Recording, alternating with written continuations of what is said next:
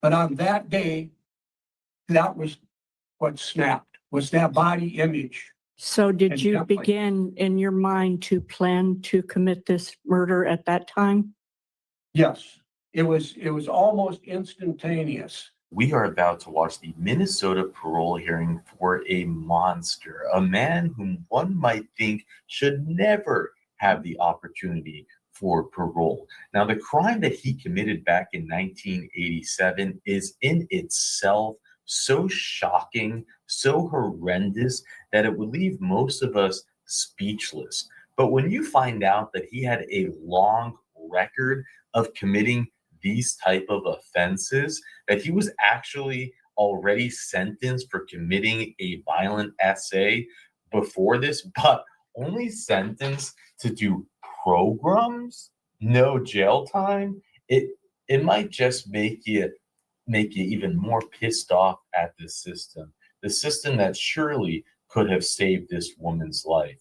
Now we're going to jump in and listen to the hearing of this monster. We're going to hear all the classic, I think some might call sociopathic tendencies, but that's just not me saying it. Of course, I'm not a doctor. I'm only speculating on a situation like this, but his jacket actually classifies him as a sexually dangerous and psychopathic personality with those traits. So, yeah.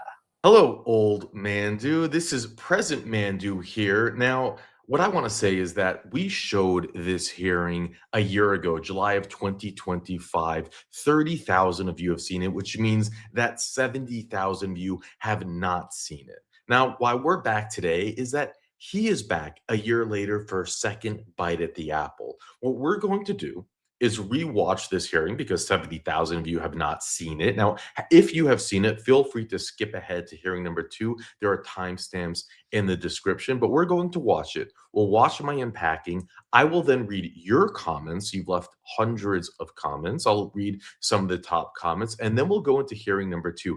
And I want you to stick around. I want you to take notes because the difference between hearing 1 and 2, it's quite telling. Now, with that, let's jump in. Thank you, Commissioner. Good afternoon, or good morning, rather, everyone. I am Andrew Carlson, Assistant Director with the Hearings and Release Unit. We are here today to review Mr. James Slowinski, who is present and participating by video from the Minnesota Correctional Facility at Lino Lakes. Mr. Slowinski, you are there with your advocate, Mr. Jim Comfort. Thank you, Mr. Comfort, for participating today. Here with me at the Minnesota DOC Central Office is our Commissioner and Chair of Supervised Release Board, Mr. Paul Schnell, along with board members Christine Bray and Joe Earhart. Member Andrew Larson is participating by video.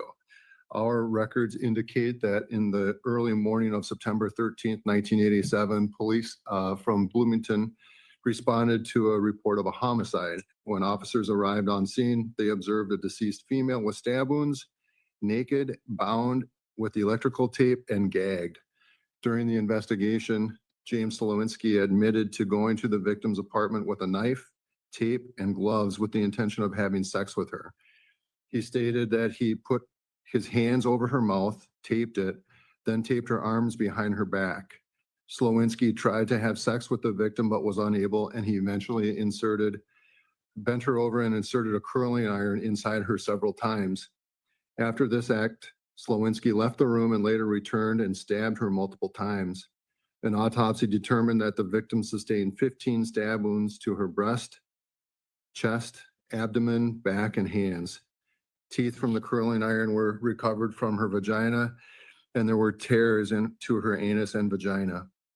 On October 13th, 1988, Mr. Slowinski was found guilty of first-degree murder in Hennepin County District Court. In accordance with Minnesota Criminal Code, Mr. Slowinski was sentenced to serve a 17-year minimum life sentence. Mr. Slowinski has served a total of approximately 37 and a half years of incarceration and became eligible for parole on this life sentence on September 11, 2004. He has 2 additional sentences to serve consecutive to this current life sentence, which are 43 months and 21 months respectively. Today's review is Mr. Slowinski's 8th review of his life sentence and the first by the Supervised Release Board. I turn this matter over to the board. Thank you, Commissioner. Thank you. Good afternoon, Mr. Slowinski, or morning, I guess. How are you today? I'm well, sir. Thank you, and grateful for the opportunity to be here today. All right. At this time, I'd like to start off by asking you to tell the board what it is you'd like to see happen as a result of today's meeting. Well, sir, if I may, I'd like to address some of the things that were said just previously, that I do take responsibility for causing the death and pain and suffering to Sherry Severson on September 13th, 1987. I take responsibility for all of the harm and the sadness that it caused to the Severson family, to members of the community, and countless people that were affected by my actions. I regret that I'm unable to take that back. I can't undo what I've done. It's unfortunate that former Commissioner Abbas is not here and present today, because it was at my 14-year review that Commissioner Voss continued me for 15 years. At first, I was discouraged and I was disappointed. I had immersed myself into prison life by working as a means of coping. But at that point, I had a decision to make, and that was whether or not I was going to continue to live my life with building regrets, or if I was going to do something about changing my life. I am grateful as I look back at those 15 years that I was given and all that I was been able to accomplish, the opportunities that have been given to me by the Department of Corrections, countless people, and the hours that they put forth to help me make the transformations that I have made. And as I've said, I would do anything I could to undo the harm that I've caused.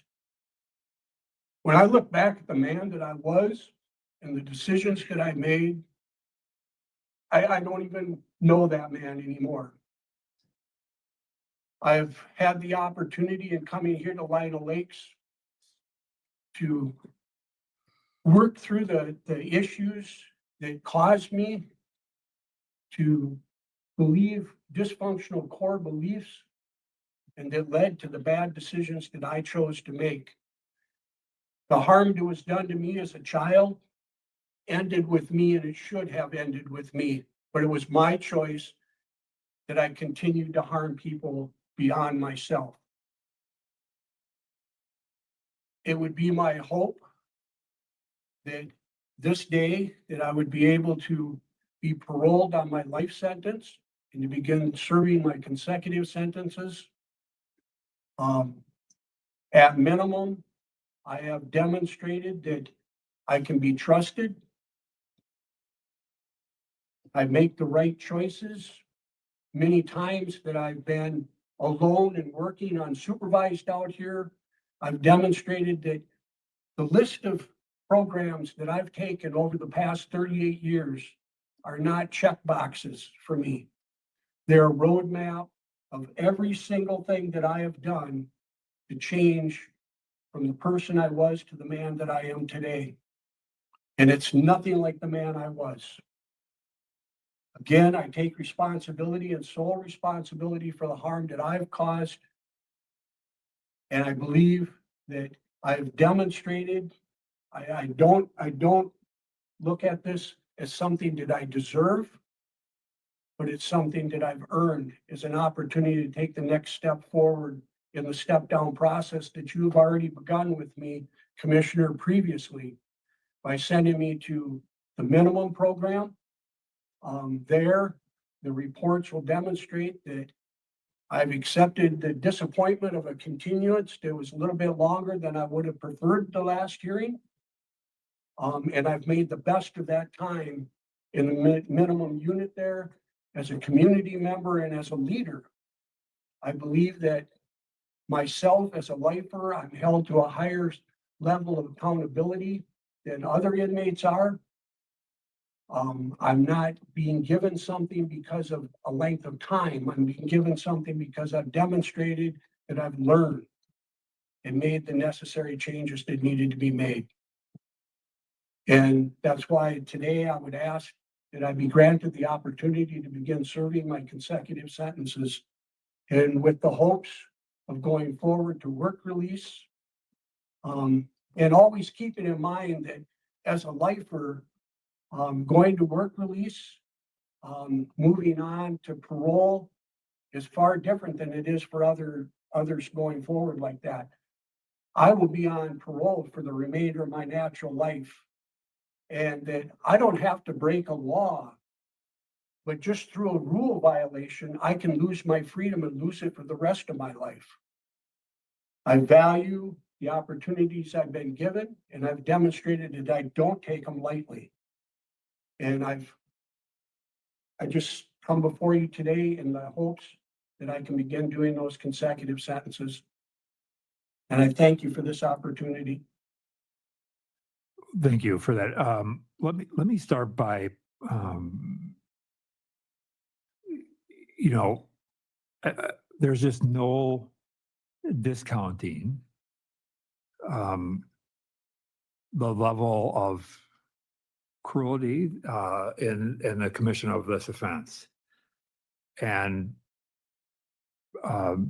the victim was, as I understand it, selected randomly at some level, and this is the hard part, I think, for me, for many of us, for people who may be watching, is how does a person engage in that level of brutality, and then some 38 years later, and I get time is time, but time is time, and so what changed, and how do you make sense out of what was entirely and immensely senseless? I mean, can you help give some context around that?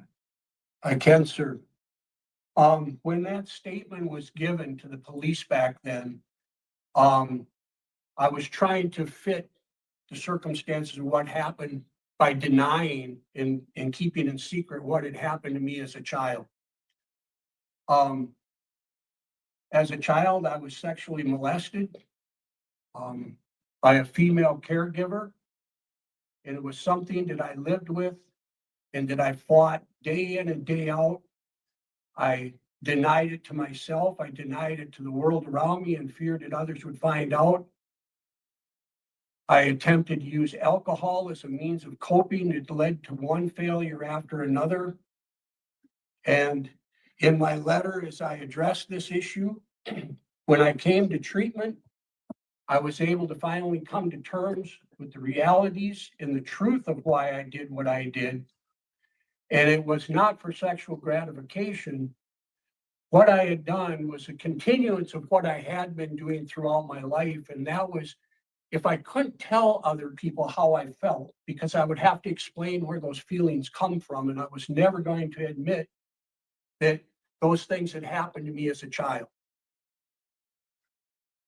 If I couldn't tell people about it, I would show people how I felt. I wanted someone else to feel that helplessness, that hopelessness that I had felt during those things that were being done to me as a child. I wanted to inflict shame and humiliation and pain and suffering that I experienced. It was not for sexual gratification, but it was for that purpose. And it was only through the ability of being able to address my former issues that I was able to move forward then and understand all of the harm that I caused other people and why I was doing that, and then to develop skills to deal with what led to that. As much as I can't undo the harm I caused to other people, no more can it be undone, the harm that was done to me as a child. That is a reality of my life. Those memories will always be there, as they are the memories of the harm that I caused other people, and those are more painful to me today than the events of my childhood.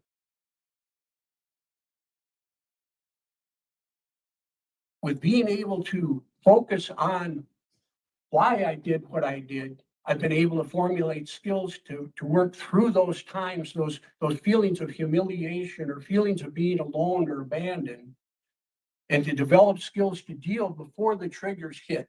And for me, the triggers were simple. And that was another thing that I learned in treatment.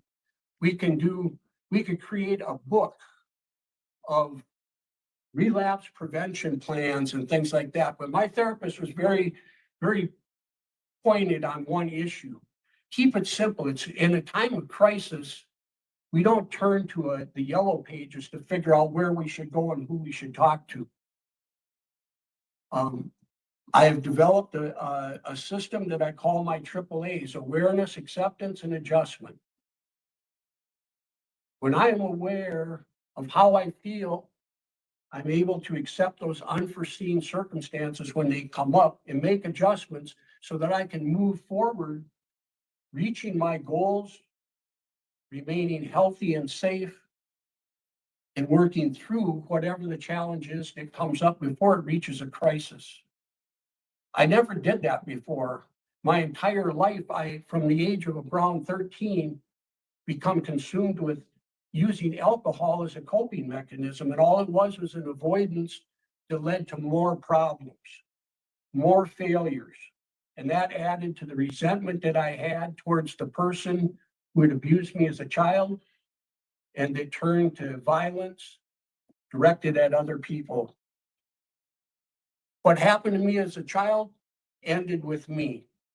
What I did, and I accept that those were my choices. And they're not choices I would make today. There are those who would say that that you can't make a change from the kind of violence that you engaged in, and I hear that that what you've laid out is really kind of the backdrop, the context with which this anger or use of power, whatever you want to call it, and inflicted that pain on other people. And I appreciate you accepting full responsibility for that. But what is it what are the things that you point to or help us give voice to, the things that you feel make you no longer a risk to public safety and in particular to women? I'm not sure if I understand the question. What is it today? Point to the things. Give us the description of the things that you've demonstrated that should help us and others recognize that you are not a risk to public safety, and particularly women. Well, at Stillwater, for example, while I was there, I worked a job. It was they had the coverage of it was special assignment. And I was the cable repair person at Stillwater. And while I was there, I worked in isolated areas of the prison, running new cable systems to all the cells. The majority of the time, in many of those situations, I was working with female staff in those situations. Throughout my incarceration, I've been around female staff, and my record will reflect that there's been no inappropriate behavior between myself directed towards female staff at all.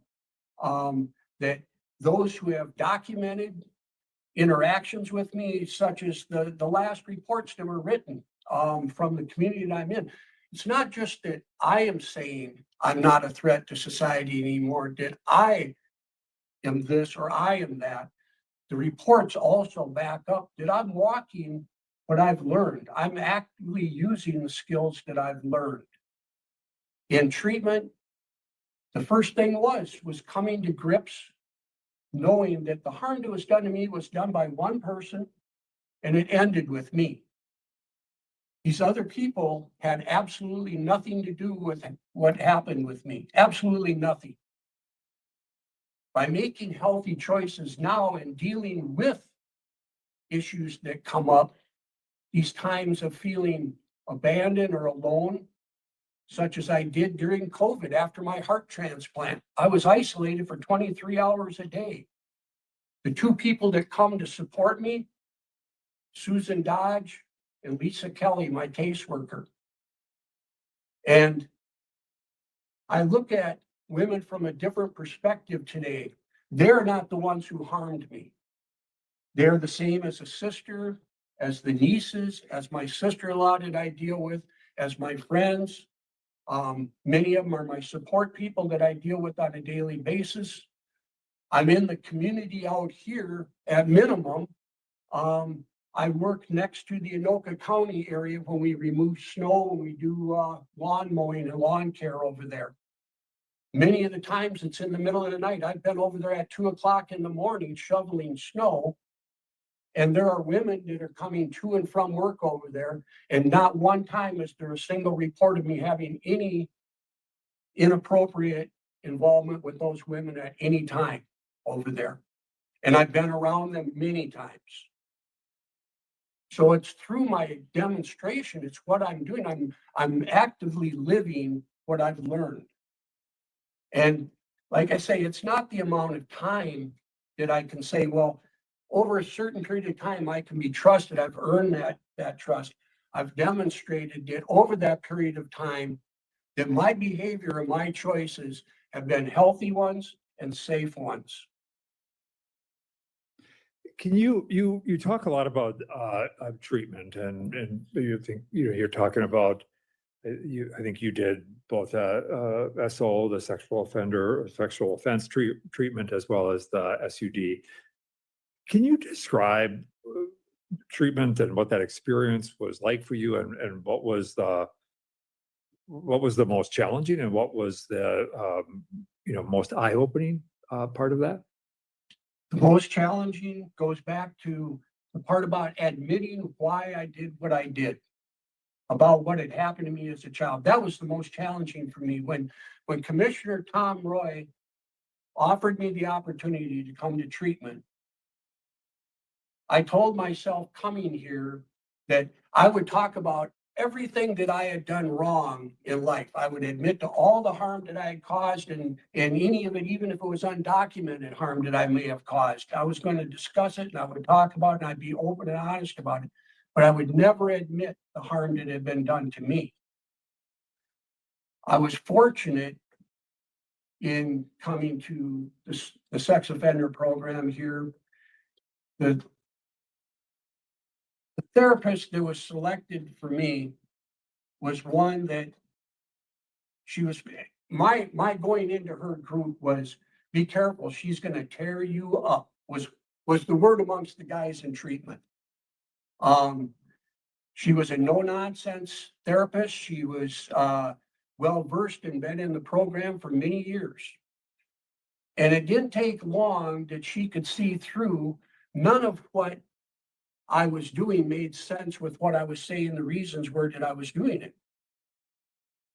And I had to finally come to terms with admitting that, yes, it was my mother that had sexually abused me as a child. And that was the hardest thing I ever had to do. The second hardest thing was when my mother was passing away.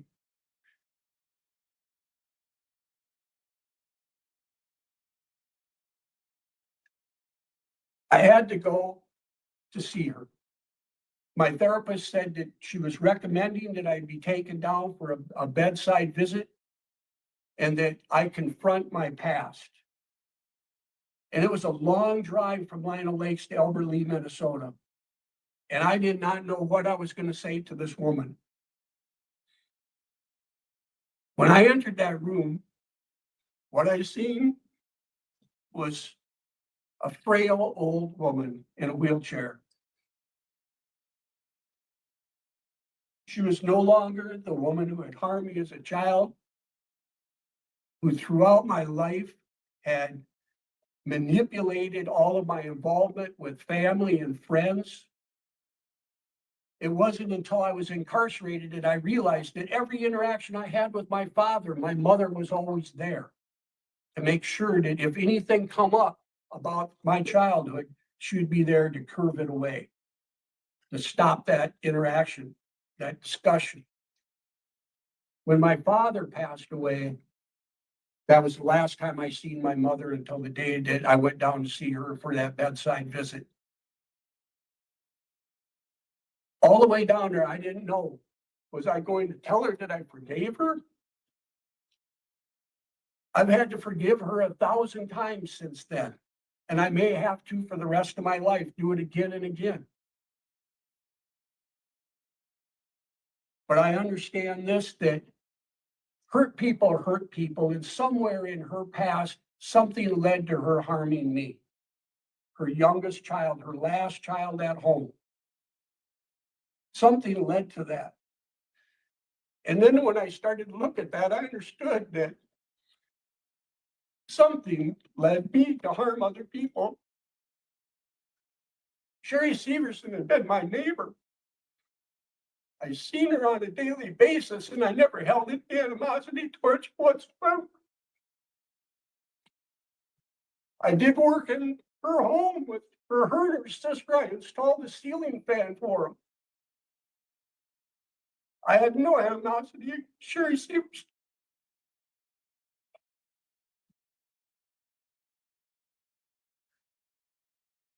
On that day, I was triggered by the past, and all I wanted to do was to destroy those memories in my mind. I did not want to harm anyone. And I'm sorry. And I'll be sorry for doing that for the rest of my life. I will never forget September 13th, 1987. I'll never forget Sherry Severson. But what I can do is what I've done. And that's to take responsibility, and by holding myself accountable, taking every step necessary and building skills so I'm not harmful to anyone ever again, because I don't ever want to cause anybody any harm again. Never. And that was the most impactful and the hardest thing for me, was accepting why I did what I did and being honest and open about it. There is nothing more shameful than the thought of being abused by your own mother and carrying that memory with you. Those pictures of them in my mind will never leave me. But now I accept it as part of the past. I can't change it, but I can definitely change the present, and I can definitely change the future.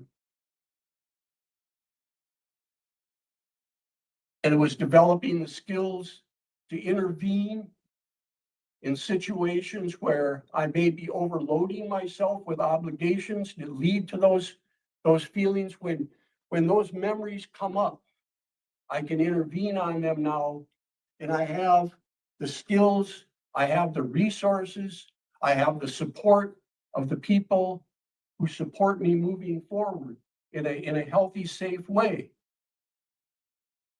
I'm not asking to be returned to the community commissioner, to friends and family that were there for me when I was on the streets.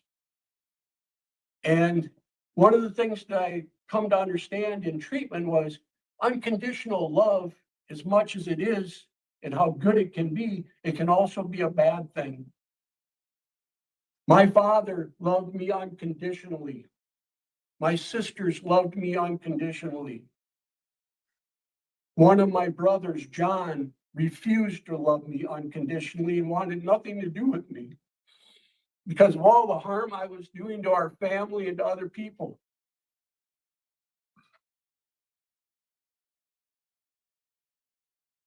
Corrections Officer Sergeant Paul Warner at Stillwater was the one who intervened when I worked for his shop. And he said, reach out to your brother, because he had mentored me every day at work. He would mentor me. Reach out to your brother and tell him how you feel. So I wrote a letter to my brother, even under the advice of my mother, who said, don't ever bother any of your brothers and sisters. They don't want anything to do with you. And my brother John absolutely did not want anything to do with me. But I wrote him a letter, and I apologized for the harm I caused and the shame I caused in our family. He did not accept that letter unconditionally. It was with conditions. And unbeknownst to me, Pastor Comfort, who is with me today, was a friend of my brother and my sister-in-law's. And he asked him to come and see me. But he didn't ask him to come and see me to see if I needed anything. It was to see, was I the real deal? Was I walking what I was talking? And that was 25 years ago. If I wasn't walking the things that I learned, and if what I was doing in life was misleading in some way, over a 25-year period of time, people would have noticed that. When I went before Hennepin County, when I was being considered for civil commitment, the therapist there,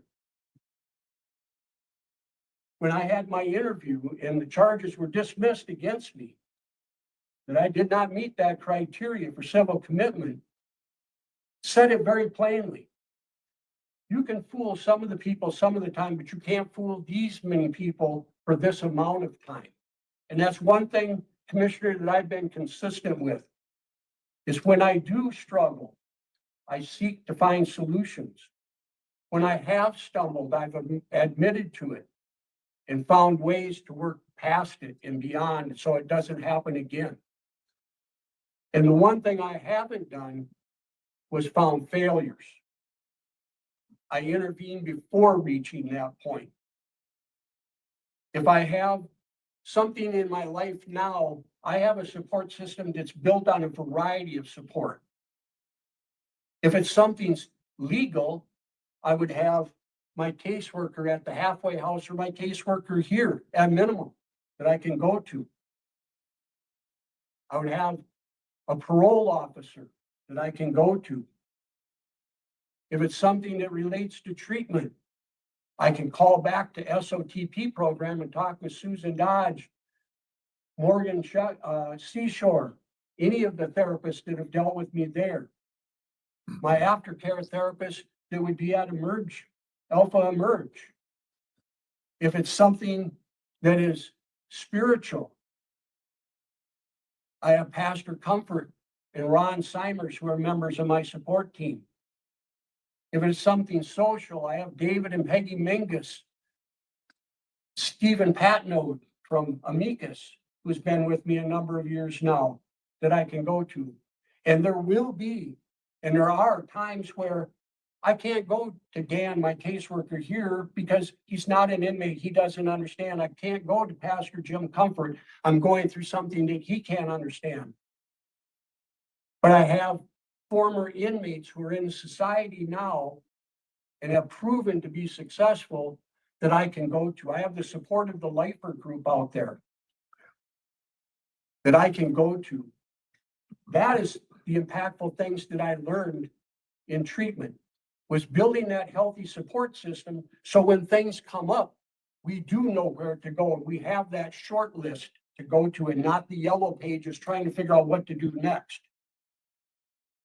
The whole idea of triggers, my therapist put it to me like this: triggers are like the triggers on a weapon. Them in themselves are harmless. They are what they are. They're a part of a bigger item. It's the loading of that weapon. It's those red flags and those warning signs that we need to intervene on so that the triggers remain harmless. That's helpful. So I'm gonna just turn this to Pastor Comfort to weigh in, and then we're gonna open it up broadly for questions of either of you. So Pastor Comfort, I want to thank you again for being here today, and I would just open the floor to you to offer any kind of insights or thoughts or things that you've seen over the time that you've known Mr. Slowinski. Well, thanks. First of all, his crime is despicable, horrific. It's just unspeakable, what he did. And I think human nature is like, hey, just throw away the key. A guy like that, let him rot in jail. He doesn't deserve That's my first instinct, is this is just uncalled for, and good luck.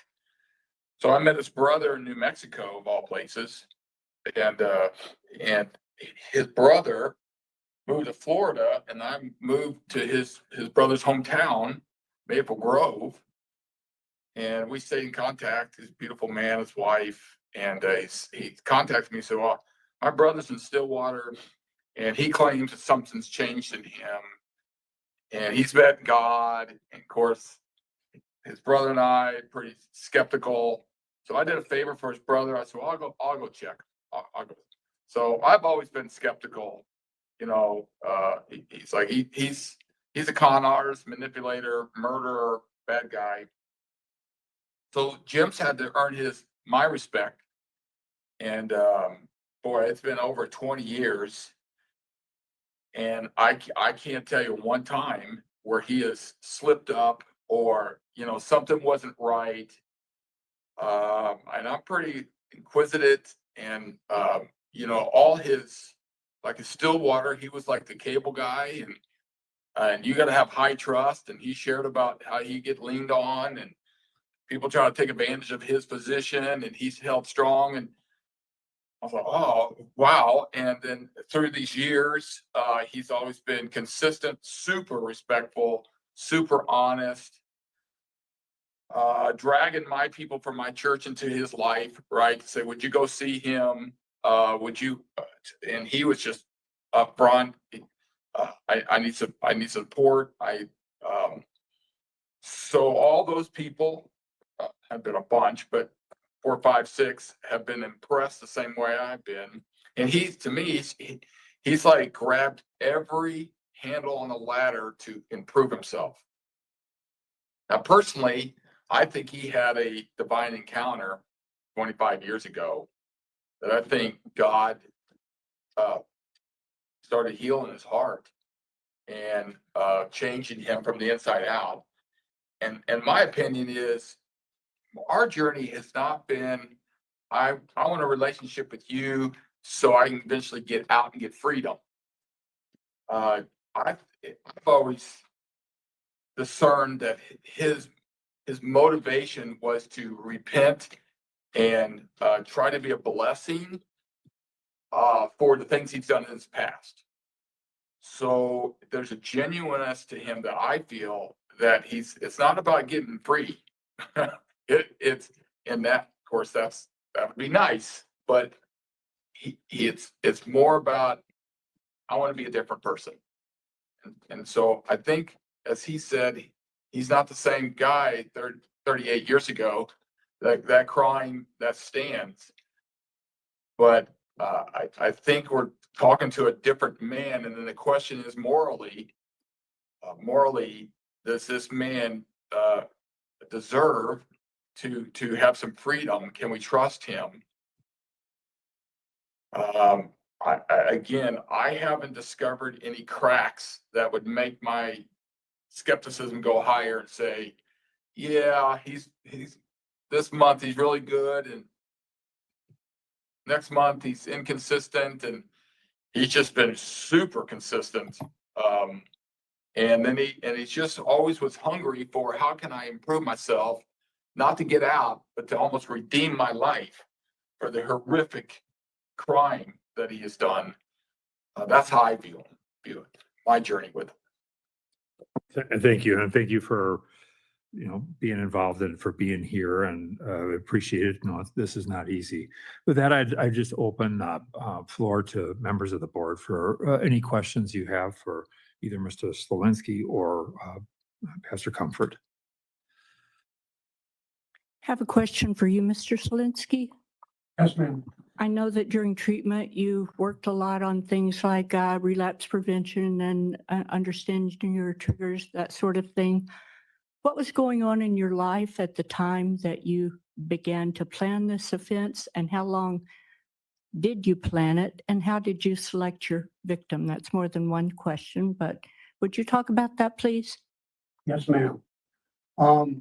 It was not a planned event. It wasn't something that I thought out and planned that this is what I was going to do. for a long period of time. At that time in my life, and this is some of the things that I learned in treatment, was as odd as it seems to someone who may not have been abused or went through abusive relationships along the way, is that in some strange way, we're attracted to the same type of mentality or personality traits or something in our partners that we received in an abusive relationship. And for myself, I had been always attracted to older women for my relationships. Early on in my time in the military, I served as a United States Marine. I become acquainted with prostitutes. And so for sexual gratification, I would seek out prostitutes and strippers. Those were the type of women that I had for sexual gratification.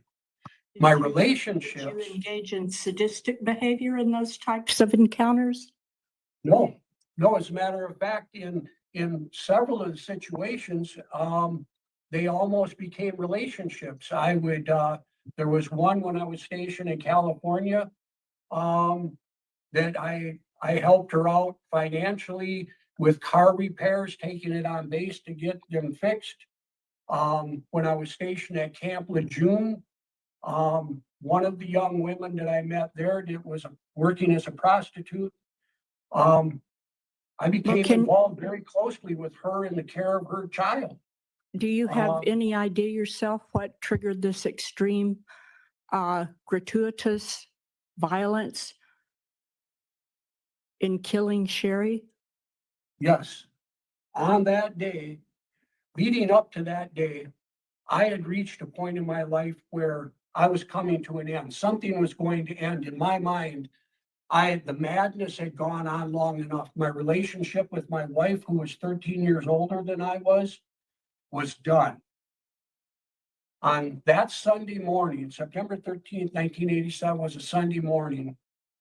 My parents had just left from a bad visit with us. My wife and I had went to Sturgis, South Dakota. While we were there, we encountered some old friends of mine from California. And there was a couple of the old strippers that hung around with us at that time. And one of them posed nude with me in a photograph. And my wife made sure that my dad seen that picture while he was there visiting. And this upset him. He left. My mother left with him. The amount of shame came up again. My anger and resentment towards my wife and her being older, and that was the relationship that she had with my mother, was this older woman relationship.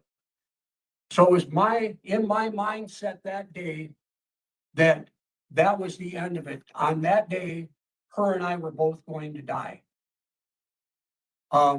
We left, we went to the Legion Club in Richfield, Minnesota. We lived on 106th and 35W. Our exit was the last one before the Minnesota River. It was my intention as we went to the American Legion Club that day was that on our motorcycle, I was going to go right past 106th Street exit and I was going to jump it over the bridge and kill us both. Circumstances led a different direction and we didn't take that path home. But in my mind, I had already come to an end. The light had already went out. All hope of any change in my life had already went out. And when I encountered Sherry Severson at that time, the madness that was going on in my mind, what triggered me is her body image to that of my mother. And all the times that I had seen her, never before had that ever come up. But on that day, that was what snapped, was that body image. So did And you definitely. begin in your mind to plan to commit this murder at that time? Yes, it was almost instantaneous that, yes, I was going to destroy these images through a proxy almost, if you would. It wasn't my attacking Sherry Severson as much as it was attacking that image. And how much an planning attempt- went into it? How did you prepare to commit this horrible murder? It was within a matter of just a few minutes. Going into the house, getting the tape, grabbing the knife, and going next door and committing So the crime. you did plan it to the extent that you went in, got weapons and tape, Absolutely. knowing you were going next door to kill this woman. At that time, the thought of killing wasn't in my mind. It was the thought of I'm going to destroy these memories forever. This is over. And I just lost all connection with the reality of life itself for myself and anyone else. Had you been violent in this manner with, I'm not talking about prostitutes, your prior victims of rape? Not to that severity level. It was always directed at a sense of feeling hopeless or helpless and shame. And those were the feelings that I had felt as an abused child. Were you highly intoxicated at the time you committed the murder? Yes, ma'am, I was, but I will not use that as an excuse. But yes, I was. I'd been drinking since about 8 o'clock that morning, steadily all through the day.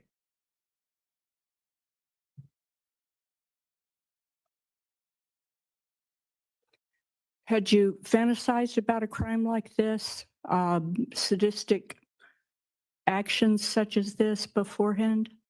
No, At ma'am. any time. I don't mean right before, I mean any time. No, ma'am. When the thoughts of my abuse and the events that took place, those sexual interactions between my mother and myself as a child, the shame would come up, and the first thing I would do is I would turn to my fix-all solution, and that was alcohol to avoid the reality of it. When you were being sexually abused as a child, were weapons used on you or any type of device to inflict further pain? No, just the difference in her size over me as a child, or her interactions. The abuse would always start with, I would be punished first for something because I had been bad. And it could be something as simple as I was playing too loud or in a room that I shouldn't have been in. That led to, after being severely spanked, beaten, I was lifted from a box. There used to be a box by our back door that all of the winter gloves and things like that were stored in. It was a large box. That was my safe place. That was my hiding spot. But I wasn't hiding because she always knew right where I was, and I'd be lifted out of there by an ear. The pain was immense. And at one point, I reached a point in my life where at that time, I said, she'll never see me cry anymore. I won't cry. I won't say stop. I just would submit. And in order to make up for being bad, for whatever reason she beat me, I would have to subject to these horrible things that she would have me do. And then I would be rewarded with some sort of a gift. And that transcended as I grew older and the sexual abuse stopped. The psychological abuse never did stop because whenever I was in trouble, she would come to bail me out. She would give me gifts, and it was almost as though she was buying my silence. And I was accepting them and living with that silence because it wasn't that I wouldn't get the gifts anymore. It was because the shame of what had happened was so severe that I didn't want to accept it. What were the emotions you experienced immediately after you realized what you had done in terms of this heinous crime? Fear, Of what? fear of doing something that I could not undo. I know that somewhere in your report it states that you'd had other victims and that you had no empathy for those victims. What have you done in terms of empathy if you've done anything during your time of incarceration? Yes, ma'am. One of the beyond the sex offender treatment program, which to me is invaluable. It was probably the most impactful 3 years of my life. But the restorative justice program had a huge effect on me as far as empathy goes. It was through that program that I was able to write my apology letter to the restorative justice apology letter work bank. And I've always been ready and willing to sit down with the Severson family and answer any questions that they would have for me. Can you describe how empathy feels to you? It's understanding how that other person would feel, such as I can place myself now in another person's, how I would feel. I can't say how they would feel. I can say how I would feel, such as if what happened in my family and I was a member of a family that crime had happened in. I know that the anger would be extreme. I'd be extremely angry. And I would want nothing but justice. And I would have to pray every day for the ability to even hope to forgive. It's understanding that the pain that I caused another person surpasses anything that I myself ever experienced, and knowing that I never again want to cause that pain and suffering for anyone. Nor would I stand by and watch it happen to someone if I had the ability to go and report it or to stop it in some way. But it's understanding that I harmed somebody and the consequences of it to that person are severe. Through restorative justice, I came to an understanding that restorative justice and redemption are two in the same. The difference is that through repentance, God forgives instantly when we're contrite. Through restorative justice, that takes time and it takes work, but they both require the same thing, a changing of our minds that leads to change behavior.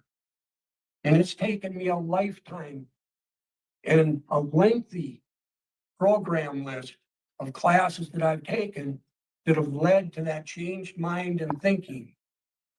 And the reports demonstrate, like I say, not what I'm saying, but they support that change in the reports written by the staff in the living units that are with me, by past inmates who were incarcerated with me and in treatment with me, through therapist reports, through the psychological report filed from central office, through the report that was filed by the psychologist that interviewed me for civil commitment and found me to not meet that criteria.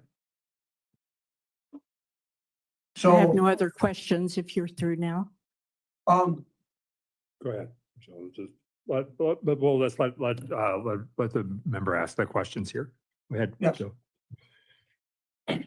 I have no other questions. That was Oh, it. that was it. Okay.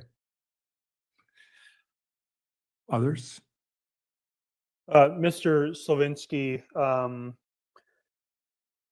so if I remember correctly, you were in treatment previously, or maybe it wasn't officially sex offender treatment, but maybe it was more kind of an individual counseling. And this was, 30 years ago, or no, maybe it's 40 years ago now. I think it was after one of your prior offenses. And if I remember right, it was actually used as a basis for departing from the sentencing guidelines that were in place at the time. Am I remembering that correctly? yes, sir, it would have been for the 43-month sentence. Yes, sir. Okay, and thank you for clarifying that. So what what assurance would I have as a board member that, like, so that report for the 43-month sentence said, yep, making progress, doing well. We're going to use this as a basis for departing from the guidelines. We're going to put him on probation. Yet, with all of that, we have this horrible crime that we're here for today that actually shows an escalation of behavior. How do I balance that? 38 years of de-escalation. 38 years of consistently showing that I no longer carry the same core beliefs and behaviors. Yep, I've struggled. I've had struggles. And that's part of life. You know, Stillwater was not an easy place to do time, and especially if you were a sex offender. When I entered Stillwater, I made a decision. I never wanted to harm another person again, and not even in my own self-defense. And I endured a lot of abuse at Stillwater. But I never raised my hand in violence towards another person, not even in my own self-defense, because that was something that I had chosen I was never going to do again. I have been consistent in taking responsibility, and it's the reaching out and asking that I never used to do.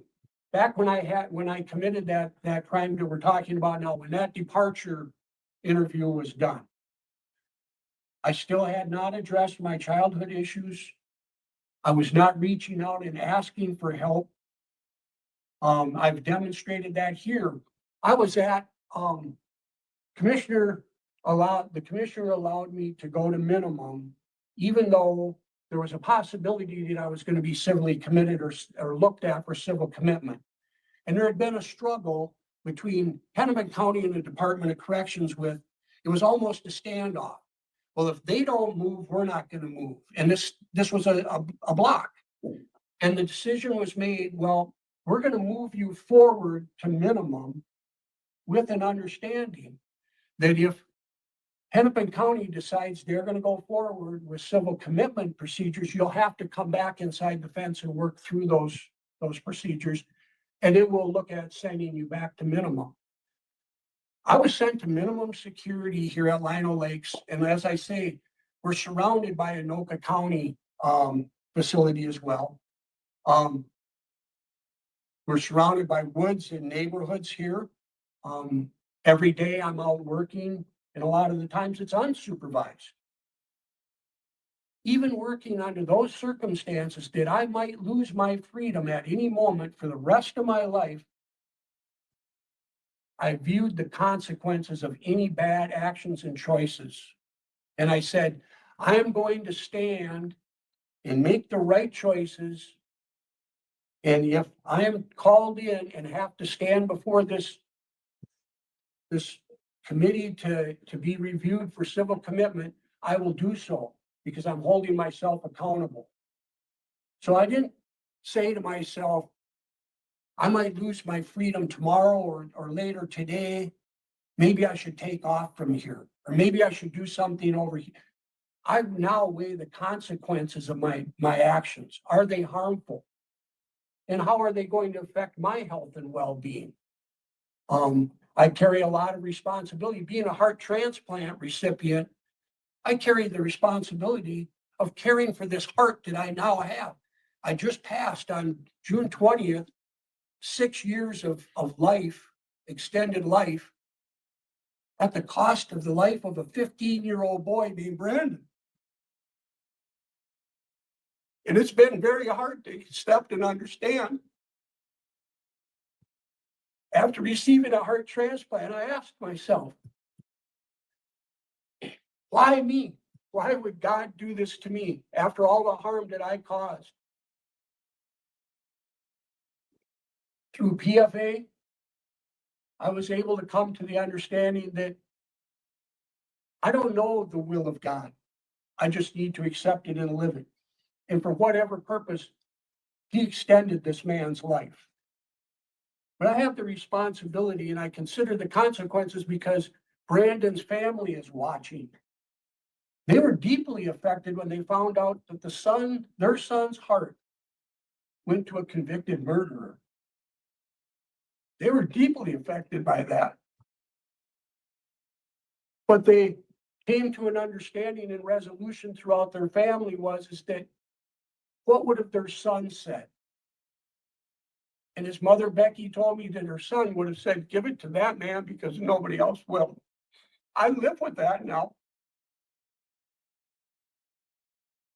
It has taught me the preciousness of human life, the preciousness of the life that I took.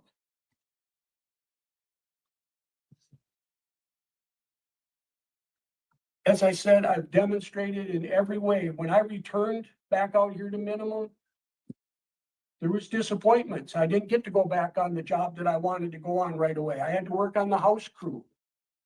And then I was allowed eventually to move back out to working on the grounds crew now where I'm at. And as I say, I work in a woods right across the street from homes that are there. I make the right decisions. I do the right thing because that's what I've been trained to do. In taking the redemption program deals with virtues. Who am I when no one's watching? And that's what develops the character and my integrity, and that is the ability to make the right choices. And I will continue to make the right choices. Okay. Thank you. Appreciate that. I just have a comment, not really a question. I don't think you really answered Andrew's question very specifically. I think he was, well, I'll just say I was thinking you have had sex offender treatment before in the community. You completed it and your sexual behavior really escalated after that. And now you've been in prison. So you really haven't been back in the community and had a chance to see if you really have changed in terms of women. And it's just a comment to you. So thank you. May I respond to that though? Because that does clarify looking at it from just that shortly, perspective. if you would just give me a short response. I Yes. appreciate it. The program I was involved with on the streets was an outpatient program, not an in-depth 24-hour, 7-day, 365-day-a-year program. And there again, I never dealt with the childhood issues that I dealt with here in prison at the treatment program here. Thank you. All right. At this point, Mr. Slowinski, I want to move toward the board deliberation and discussion about next steps. And before we do that, I want to open the floor to you for a brief final comment before so that we can begin our board conversation. So with that, I'll turn it to you for brief comment. To me, Commissioner? You, yes, to you. Again, I would just say that what I am asking in being able to step into the next serving those consecutive sentences, I'm not asking you to say, give me freedom today. There again, it's a slow step down process. Begin serving those sentences and I would still remain here at the minimum unit doing what I'm doing until I reach that last 12 months where I would be considered for work release. So there again, I'm working and demonstrating my ability to be trusted, and demonstrating that I can accept the things that are happening, just like I accepted that our last hearing, Commissioner, you had recommended that I go on an ICWIC crew, community work crew. And I worked for several months with them trying to find out when can I go on a community work crew, and I was denied being able to do that. I accepted that disappointment, did not let it become a deterrent, and I kept working my job that I was given here, in hopes of maybe another time I will get that opportunity. But it would be to say that I'm not asking you to just release me today. I'm saying, give me the opportunity to start serving those sentences and for a continued ability to earn the next step down process of work release. I don't believe in entitlement. And as I said, I don't look at it in terms of deserving. I look at it in the terms of earning. If I'm given the opportunity to earn it, not that I deserve it or I'm entitled to it. Tom Roy gave me the opportunity to come to sex offender treatment. I did so, and I completed that program as I told him I would if he gave me the opportunity. And that's not an easy program to complete. There are many men who have failed to complete it, and those who do not meet the criteria, they have been civilly committed. And like I say, that is a program that relies on consistency over a long period of time. Thank you. This time I'm going to close the discussion during board discussion and deliberation. The board will not entertain any questions or allow interruptions. And with that, I would just open the floor to the board for observations, discussions, or thoughts about next steps. Question, if we were to move him to his next consecutive sentence, we could still deny parole at any point, right? Until he's completely finished? No, we would have to That's what I- move him onto parole today Yeah. and what I to thought. begin the consecutive sentence, which is a determinate sentence. So the way the sentence is structured, that's what would be required. And so, I think that is this, this desire to see kind of, to your point, like, how do you test readiness? And I think that does become, one of the, the ongoing big questions. And I don't know what we can do in terms of further requirements, but I feel that his empathy is really, really clouded by his victim stance. I heard way too much about I was a victim, and there are many people who were victims of sexual abuse who do not commit offenses at all, particularly of this heinous nature. But he really needs to work on understanding empathy and moving on from the victim stance. He seems to believe that he has been free and therefore has shown that it is totally safe for him to be around females and in the community. It is nothing like being in the community. He has not been free. He has been under surveillance this entire time, and he knows he is controlled by the DOC.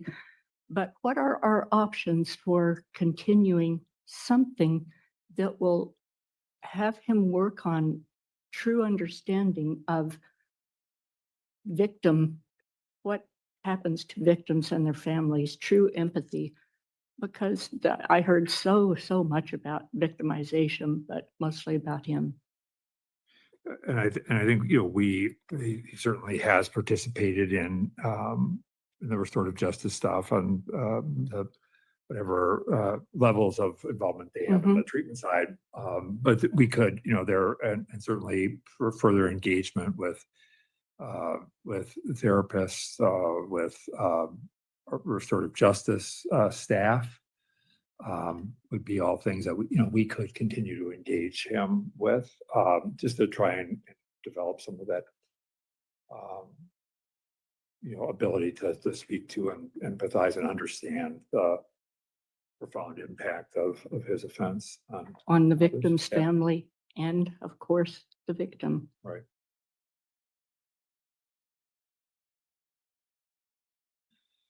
And how would we do that? Would we continue him in minimum on work release? You could, so there's a number of ways. I mean, one is that, the two determinant sentences that he has. So the total is like 64 months as I look at, but I think I was trying to figure this out because it indicated that there would be, in the PRT, they talked about like 9 months of that would be, he would need to serve out about 9 months is what I was thinking. And then total. If you put the two together, it ended up being 9 and like 21 months. But out of 64, now I don't know if there's some credit for time served or exactly how the sentence administration unit was factoring that. So that was one of the questions I just had around just trying to get a better understanding of that time. The PRT, they indicated that it was one of the options I think that they presented to us was that doing 9 months, stay in a minimum, then look at the last 12 on work release. Now we could do that, and then have him serve that 9 months in minimum, a continuum there. And then review him. But the core question here is that we're also granting parole. And so once that lever is pulled, he's there now. And it was just as you were asking that question, I was thinking about, I don't know if there are other kind of legal ways for us to conditionally grant. Well, or could we deny parole and could we move him to, continue a step down while denying parole to see what happens when he gets that close to the community? I mean, I don't think we'll see anything different. And I honestly don't know if you can learn empathy, but I have the same question, but you can move on from the victim stance. You can move on from that.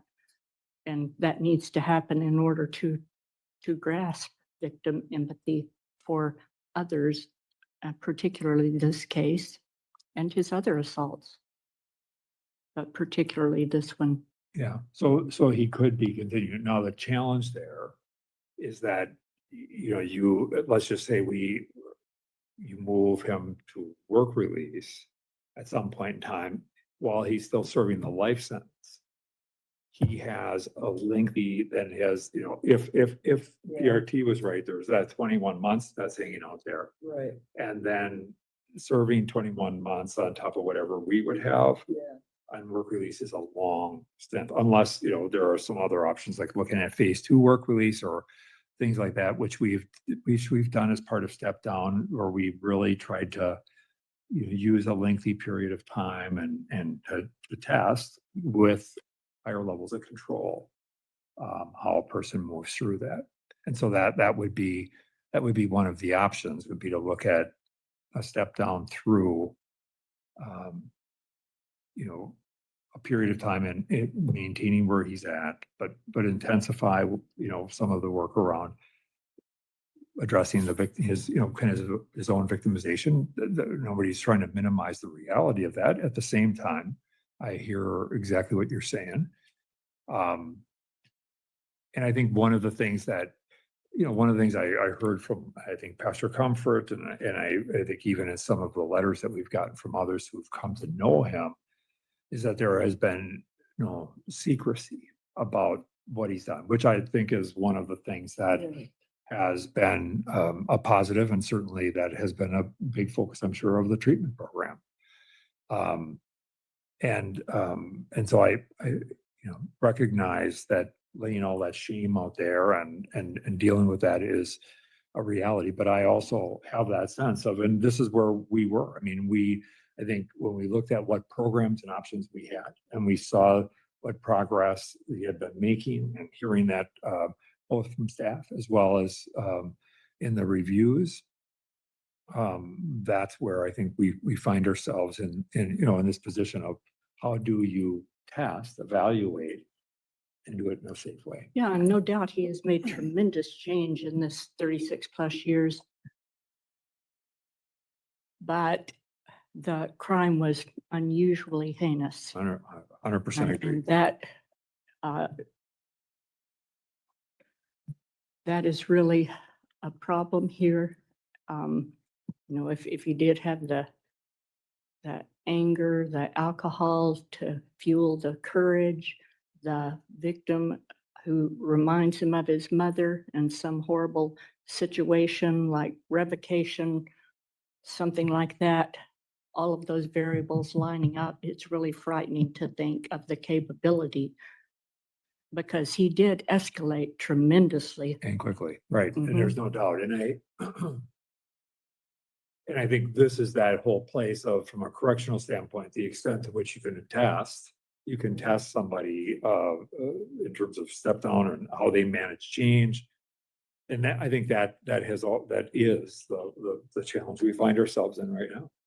Commissioner, was the, I know that previously you, or there had been a desire for ICWIC placement. My assumption is ICWIC placement was not an option because of the level 2 status. Is that accurate? And so that is a non-negotiable, because just in listening to this and kind of our desire to continue to, you know, kind of test and challenge. I mean, I would agree ICWIC seemed like a logical next step, but if that is off the table, is that completely off the table, I guess? No, it's not off the table. And I think, you know, one of the things that when this came up, it really was a discussion around board level. I was aware that there was, you know, another hearing going to come and all of that kind of stuff. And I think that does become one of the ways. Again, it's all incremental testing of how you manage interactions with people in the community. And we've even heard that from some of the people who've come before us, that first encounter. So that is an option, would be to test him using an ICWIC crew where he would go out with a crew leader. What was the reason for him not being able to participate in ICWIC previously? Was It probably was the level 2 designation, the ECRC level 2 level, but is oftentimes that. And then, we lifers are a little bit different in terms of the ability to program specifically for doing exactly what we're talking about. This is what it is, what it's for. And if I've understand, I'm sorry, Joe. Just No, one go last ahead. question, real quick. If I've understood, I think sometimes you've indicated that maybe recommendations from the board maybe kind of almost give a little bit more weight on some of these recommendations for ICWIC placements or whatever the placement may be. So, I mean, if that is ultimately the route we go, I mean, does that kind of give added? Yeah, I think there is a reason for wanting to do the test, just incrementally, his ability to manage this. And I think that is, falls squarely within the purview of the board to be able to do that as you're looking for somebody, that had a 17-year life sentence. Here we are at 36, 37 almost. But we want to make sure that we're making the right decision and being safe about it. If we were to do ICWIC, could we deny parole? to Yes. ICWIC, bring him back? Yep. And see if he speaks a different kind of language. I Or guess. even is able to kind of address this difference between Yeah. his victimization And I'm wondering too, if the sex offender program offers any kind of continued aftercare out in minimum, or if his case manager could work with them to have him complete programs on his own. I know that they have workbooks and different things on different topics. And one of them on victim empathy used to be one of the modules. Work on that module if necessary on his own. But if they have groups, have him participate in those as part of continued aftercare. Yeah, I think to the extent that, we can engage him, I mean, whatever programming that we would have the SO program work on Mhm. whatever it is we want to craft. And I wrote down some of the things, you're talking about around victim empathy. And I think this whole notion of, when you describe that projection of his mom in somebody, his victimizer in someone else, it's a helpful consideration as we think about testing him in a safe way. So yeah, I think we would have recommend that the SO program would craft a specific kind of focus and intervention with him. How would we word that then if you were to continue in minimum and continue or begin? I don't suppose he's in any component of SO aftercare now. No, I think he is seen, I think there was some ongoing therapeutic visits with somebody from behavioral health and who I think is maybe connected with SO, but I thought I read that in here. Yeah,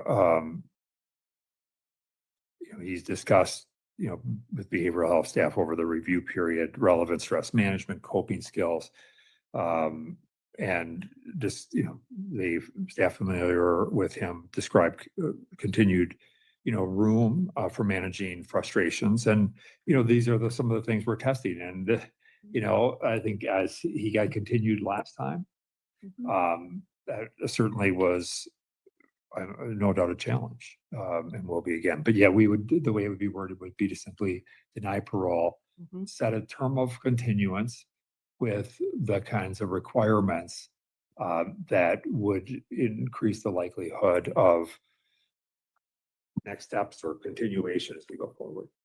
Well, I would like to make that motion that we deny parole, move him to ICWIC to begin that, add in the sex offender, the things we would like to see for Aftercare, continued sex offender treatment, if you will, although I know it isn't that, and review in a year.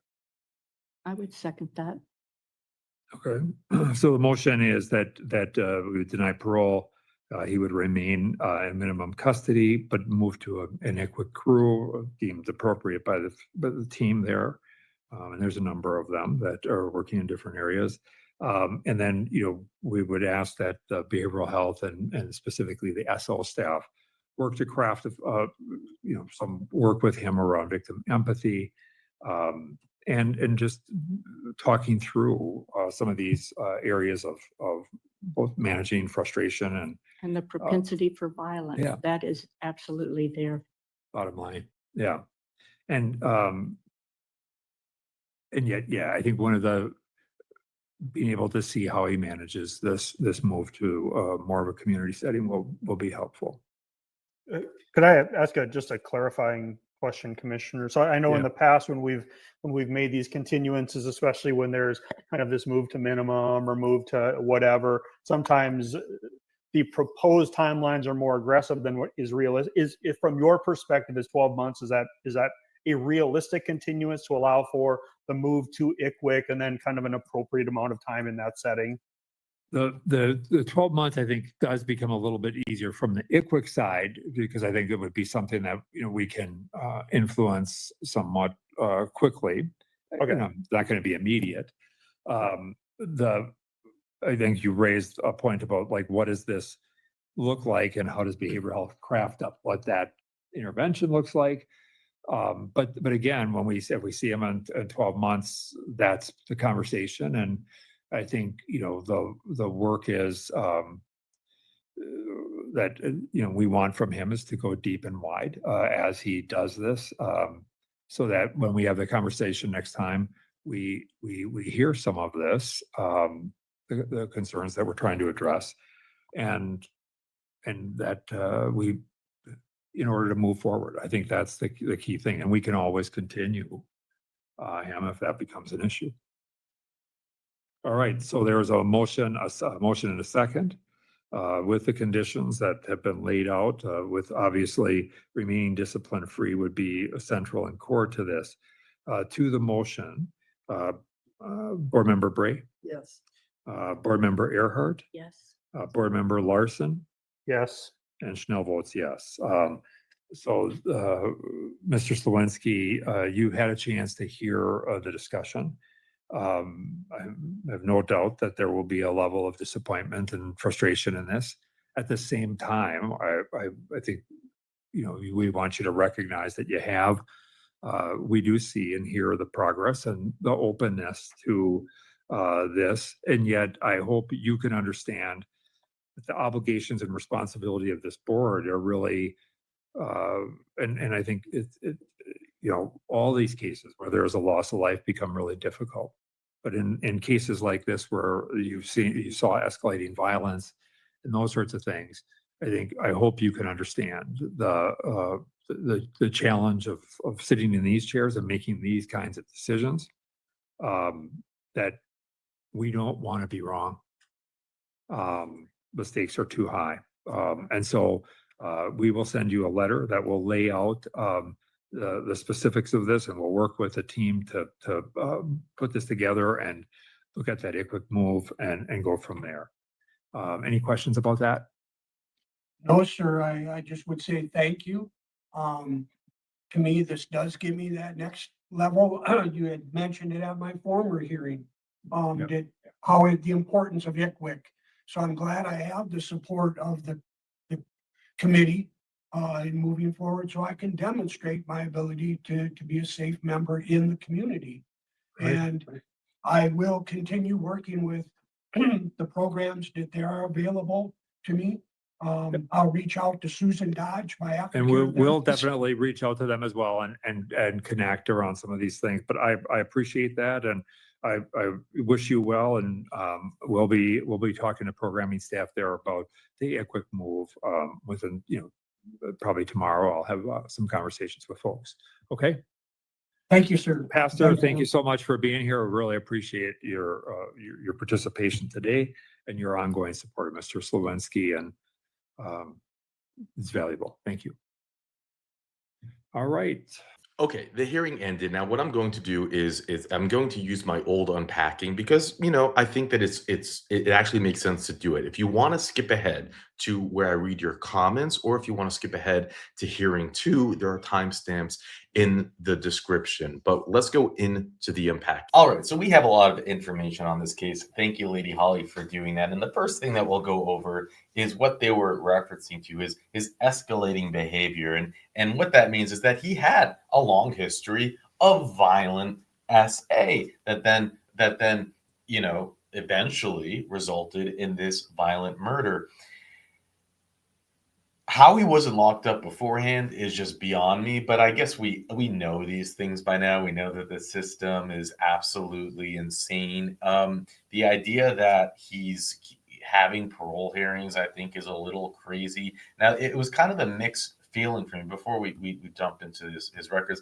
It's like on one hand, it seemed the parole board has their eyes wide open and they're not fooled by it, and they actually said things that I was like surprised by, like what was it that you can't teach empathy, and he just views himself as the victim and he's not, and they're saying things that are like, so that but here's the problem that I have with it. It's the whole cake and eat it too thing, even though I hate that saying. I don't know, I don't like it, the cake and eat it too. It's like it never really clicked for me. But the idea that they're going to go and see him again just in a short amount of time, don't get write-ups to take a program.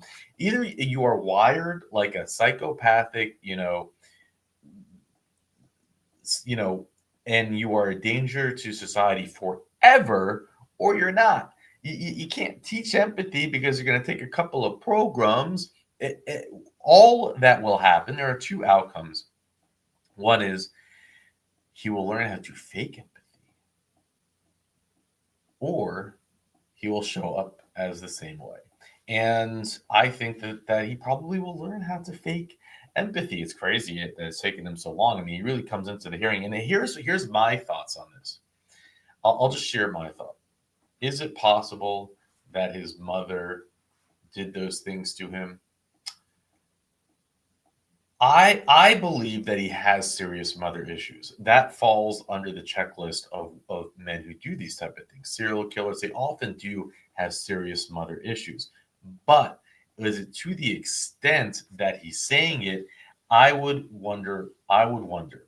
I almost feel like, because the way that he even talked about it in this hearing was, he said the therapist, they kept digging, they kept digging, they kept digging, and then finally they got it out of him. And I almost wonder, as if like a psychopath, as if it was more like in a moment it clicked. He said, yes, that's why I did it, because my mother was doing these things to me. And it just makes me wonder. That's all I'm saying. That's all I'm saying. I believe, yes, I do believe he has serious mommy issues, but I don't know if they go that deep. And then when it goes into the aspect of him having family members that don't want anything to do with him, the words that even the priest that came to support him used, how I didn't think he did him any favors when he said that, how other people referred to him as like psychopathic and all these things. And I really think that's all you need to know. And also, I am so sick and tired of people of religion coming as their as their advocate and getting up there and saying, well, in all these years I've known him, he's great. And it's like, so what? Like, it is your job as a man of God to probably have belief and faith in other people, but really. And I would say to them, okay, why don't you move him into your house? But I don't want to say that, because I do believe that some of them are nutty enough to say, yes, I will move him into my house. He'll live with my wife and children. And then, the horrible thing happens. But it's like just understand the basic makeup. There are people that are psychotic. There are people that are serial killers, that are just broken, and you can't take chances on them. They've lost that right, because people say, Mandy, you don't have empathy. And the retort to that is so simple, so easy, and so irrefutable. It's like, no, I do have empathy. My empathy are for the victims, the people he killed, the surviving victims. My empathy are for maybe any future victims. And we don't hear from the victims in this case. And it's strange with Minnesota. Sometimes we do, often we don't, and I don't know why. But if you think that in every case that we don't hear from the victims, that their victims are like, I don't care, it's just not true. I don't know why we don't hear from them. But listen to this. Look how long this guy's record is. And to think, if people get caught on their first time every time, you're crazy. You have to be crazy. These are only the amount of times that he's been caught. HS incident testified that on August 4th, 1984, she was SA'd by the defendant. Remember, this is not the crime that he's locked up for. She had met him at a bar, and he had followed her home. For a time, they sat outside her house talking. HS testified that initially she was not afraid of the defendant, but then she suddenly became frightened by something he said and started to run inside. The defendant followed her inside her home, took the belt HS was wearing, tied her hands behind her back. The defendant had a knife, which he used to cut her clothes off. He told her that if she did not submit to him, he would cut it all off. The defendant then got a bottle of rum and poured it down her throat. She testified that something happened to make the defendant angry. He took a Coke bottle, and inserted it in her. This is very much like the case where he used the iron on his current victim. By the way, a judge did not give him time for this. He also stuffed her underwear in her mouth so she couldn't scream. The defendant essayed her 3 times. After he left in the morning, HS called the police. She positively identified the defendant as the man who did it. The defendant subsequently pled guilty to charge and underwent chemical dependency and sex offender treatment. No, not chemical castration. He took programs. This insane DA judge allowed this monster to take programs. And I thought that it was bad now day and age. This was allowed to happen in 1984. That's how I don't know the words. I don't want to, this isn't a political statement. It's just madness. Let that sink in. Let it sink in.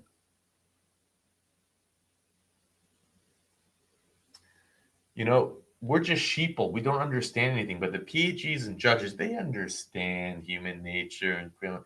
He's just such a good boy. He's a good boy. He made a mistake. He thought that they were rule. You know, like who knows? Programs. Okay, that's incident one. Incident. Then he has something with his ex. The JW incident, JW and defendant had an affair in August 1984, then stopped seeing one another just after they split up. The defendant came to visit JW at her home. After they talked, the defendant left JW's home but returned later, walked into the kitchen, and grabbed a knife. He held the knife to her chest and said to take your clothes off. JW said that she was not afraid. She thought the defendant was joking. He was smiling the entire time. After a few minutes, the defendant handed her the knife and left. JW contacted police approximately 1 month later when she learned of an Apple Valley SA where the description of the suspect matched. So, probably because she didn't show fear, this would be a guess, he was confused and was like, wow, this isn't turning me on. And then a month later, there's another crime matching him, so she calls the police. How many victims do you think he has? How the parole board did not ask, how many victims do you have? How many? No one gets caught 100% of the time. So we're at 1, 2.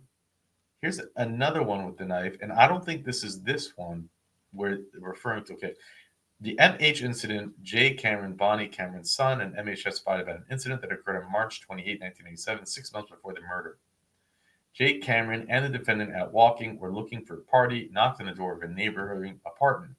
They went inside and smoked the devil's lettuce with people inside.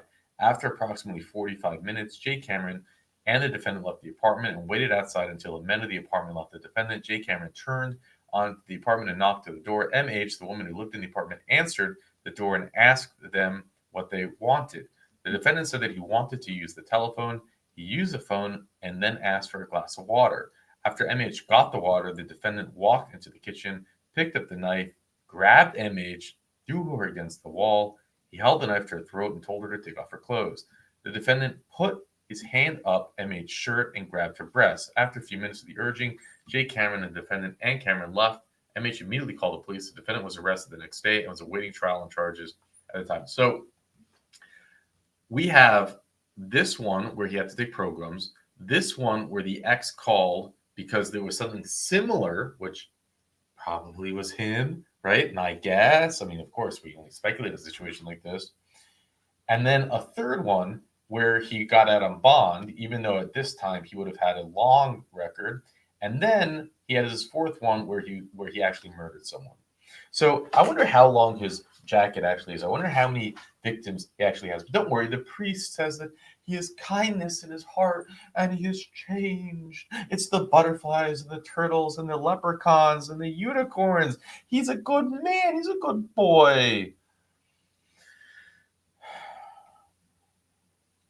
Thank you, Lady Holly, for putting all this in a document. Makes it easy. What she's doing is she's pulling inserts. You see how I'm scrolling through here? So she pulls from all these documents, puts it in this doc that's easy for us to see.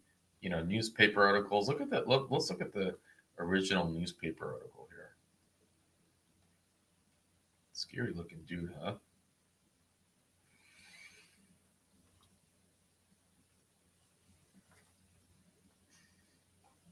Under the right breast and sternum right of these also be a slash type wound in the region of the neck with some okay, so they're talking about the actual murder. But we have it makes it more real when you see it right here in the newspaper. They got a nice picture of our prince and everything. A little boy. Now we can go through the appeal real quick. So the defendant was found guilty of premeditated murder and murder in first degree while committing attempted to commit first degree criminal sexual assault in connection with the 1987 stabbing death of the neighbor Sherry. In this appeal, the defendant claims that his confession should not have been admitted to the purpose of impeachment because it was involuntary and obtained as a result of psychological coercion and a promise of leniency that the trial court erred in admitting the Spiegel incident that 4 tape recorded conversations between the defendant and his former wife should not have been admitted to evidence, and the evidence was insufficient to sustain his conviction of first-degree murder. So basically, it was like my confession it was coarse. It's not real. So let me free so I can do this to more people. The victim, Sherry Swarson, 27-year-old, lived with her sister on the ground level of a large multi-unit apartment complex in Bloomingdale. On Sunday, September 13, 1987, the sisters attended church and lunch together, returning home around 2 p.m. After lunch, Jane attended a friend's recital in downtown Minneapolis. Sherry had no plans for Sunday afternoon. Jane called her sister approximately 7 p.m. and told her that she would not be home until late. During their conversation, her sister did not mention that anything was out of the ordinary. Jane arrived home at 1:35 a.m. on Monday. You go to church, you have brunch with your sister. It's like a perfect, beautiful day. And then the monster next door comes. September 14, 1987, she went into her bedroom and saw her sister bound and gagged in her bed. She immediately called the police and found that she was lying at the foot of the bed. The only piece of clothing on her body was a sweatshirt, which was bunched up near her head. Her mouth was bound with black electrical tape, and her hands were tied behind her back with the tape. Her throat was cut. She had numerous other stab wounds, and her breast had been slashed open. Her area down there was torn and specked with blood. A curling iron on the floor next to the bed. Black teeth were missing from the comb. Some of the missing teeth were later found scattered throughout the bedroom. As you can see, just a nice little boy, right? Oh, it's my mommy issues. Shut up. I like that the parole board called him out on that. In the living room, the police found a fillet knife and sheath and a pair of gray gloves. They also found a rolled back electrical tape and ice cube tray. The ice cube tray was placed on an angle in a wicker chair in the living room, and a tray full of water. The other bedroom the police found, matching the sweatpants and sweatshirt, was wearing with underwear intertwined in the bathroom. They found blood-stained towel on the floor and blood-stained toilet paper. At approximately 3:30 a.m., a police officer arrived at the police dog. Max and 2 officers went outside the patio with the police dog and gave Max a seek and fetch command to search for evidence. Max immediately developed a strong interest in the deck door area of the apartment next to the apartment number 1. Max went to the patio at apartment 109 and to 2 Fresh and Benson Hedge cigarette butts. Another investigating officer, Detective Lorla, went to the apartment 1 and knocked on the patio door. When the defendant answered the door, Lorla recognized him from another case. She already knew him from another case, right? Yeah. Lorla looked at the defendant if the cigarette butts were his. The defendant said yes. He often stood on the edge of his patio to smoke. At that time, the conversation ceased. Half an hour later, the 2 police officers went to the door to canvass the apartment complex. They knocked on the door of apartment 1 at approximately 4 a.m. The defendant answered the door. The police told the defendant and his wife, Bonnie, that they were conducting a criminal investigation and asked if Slowinski had been seen or heard anything that night. Cameron told the police that she went to bed around 8 or 8:30. The defendant said that he had gone to bed after. Slowinski said that they had not heard anything. Later that night, another police officer saw the defendant leave the apartment and walk to a dumpster in the north end of the building. The defendant had a bag trash in his hand. No one ever investigated what was in the trash bag because at the time the friend of Sherry's, TS, not the defendant, was a suspect. The investigation originally focused on TS because Shane gave his name to the police as a friend of her sister's. She supplied TS because he was only a male friend, and Sherry, that she knew, visited Sherry 2 or 3 days before and asked for a loan. The investigation also focused on TS because of the examination of the apartment revealed no visible signs of forced entry, nor were there any signs of struggle within the apartment. When the apartment was examined the next day, the back door patio was unlocked and slightly ajar. Because there were no signs of forced entry, the police suspected that she knew the person and allowed him to enter the apartment.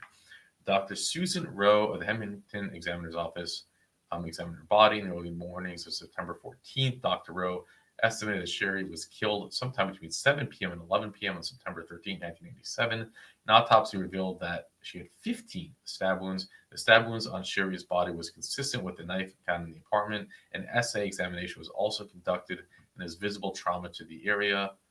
No sperm or seminal matter. Dr. Rowe did find some small black plastic teeth inside of her. The teeth appeared to be from the curling iron found in the apartment. There was also hair, blood, and possible fecal matter on the iron. This monster can never be out. Never. It's just so clear. Oh my gosh. We'll keep track. We'll keep following him, guys. There's a return of playlist down below for those who we do see for a second and third time. That's not a blank statement. If you're new to this channel, let's say, oh, Andrew's just saying he's gonna keep track of it. No, we do that. We have 5-year gaps where we keep track of hearings. Okay. And as you can see, ladies and gentlemen, Mandalorians, we do keep our word. Thanks to Sir Richard's spreadsheet, we are able to connect the dots. And it is less than a year later that he is up for parole. And this, I say, is pretty fascinating. Okay. And you know what's interesting too about this? It's that he has a different preacher with him. I wonder why. What happened to preacher number one? I wonder if the parole board is going to notice that. But anyways, let's go read your comments. And I just want to say, I don't know if I really touched on it in the last hearing. The idea that a 15-year-old boy will die and then they donate his heart to someone who is serving multiple life sentences, that is insane. The idea that they would allow that to happen, the idea that there are not laws that block a donated heart from going to someone in prison with 2 life sentences is so diabolical. There is no, think about it. Someone actually wrote those up and said, it wouldn't be good. It wouldn't be good if it's not fair, that we would give the heart to not to, like, where's the logic in that? That is legislation that needs to be changed. It is so sick. It is so sick. How do they do it? Oh, is it like first code? Oh, well, he's been waiting for 30 years. So no, it's so easy. Pencil in the legislation. If you are in prison, you do not qualify to get heart transplants from 16-year-olds. Done. Wow. The world is a better place. Think about how many people died because this monster stole their son's heart. Yeah, okay. I had to get that off my chest. That is just so sick. There are sick people out there. There are really sick people out there who are put in charge to make these laws, and they are so dangerous. They are more dangerous than the criminals. Now let's go into this. I'm gonna filter it by top comments.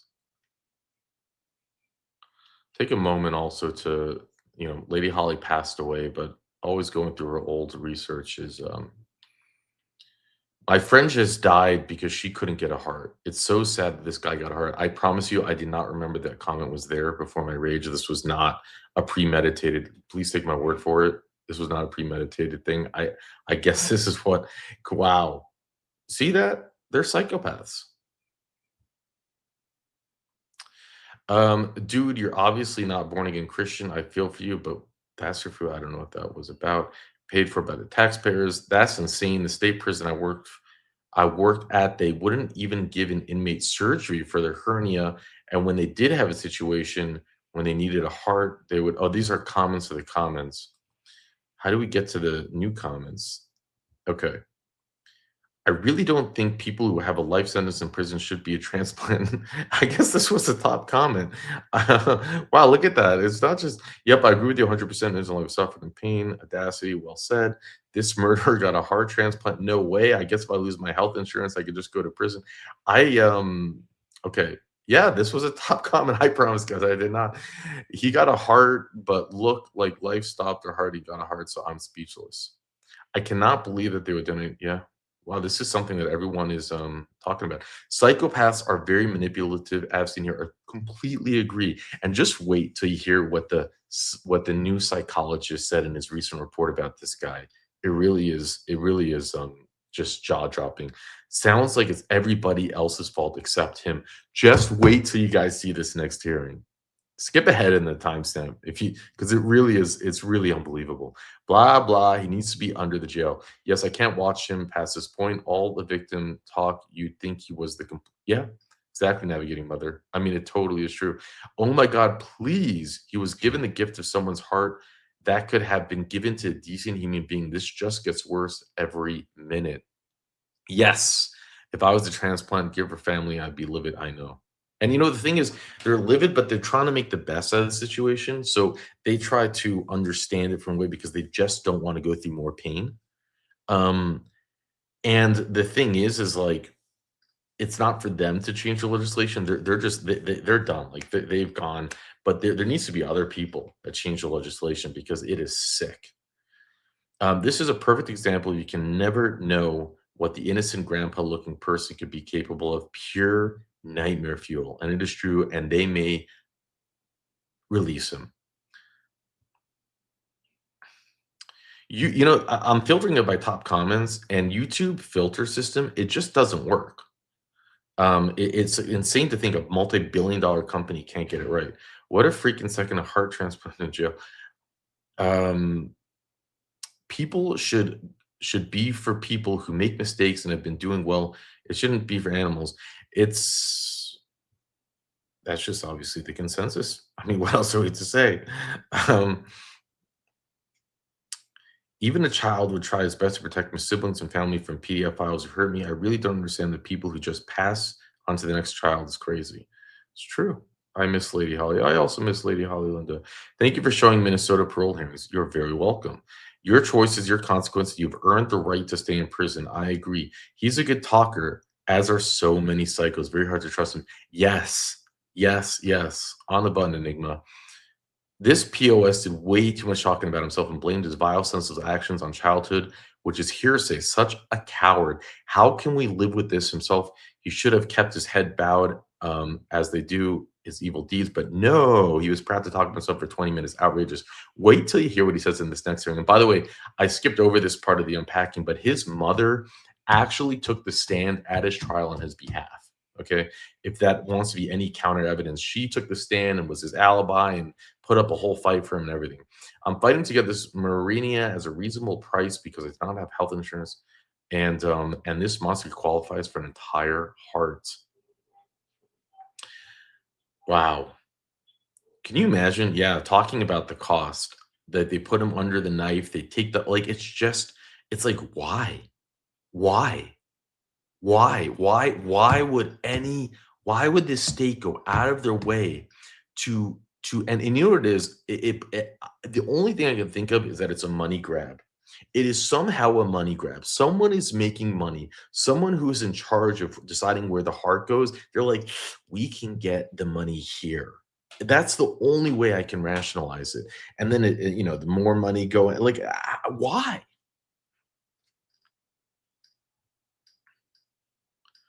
I do not believe he was, that word. I think it was the most meaningful and impactful aspect of this program because he could forever have an excuse for what may get him parole one day. And I agree. I do think that. I think the psychologist kept pushing him. Why did you do it? Why did you do it? Why did you do it? Why did you do it? Remember, it was never part of his defense. It was never part of his story until recently. Why did he do it? And then he's like, oh, I see.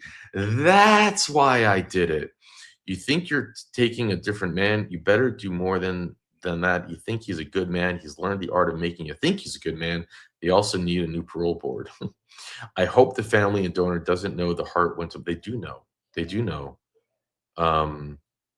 They touched on it in the hearing, and they were shook up by it. Lifer up for parole sounds about right. That's true. Whenever you hear about someone sentenced to 2 or 3 life sentences, it's BS. Don't believe it. It is all gaslighting.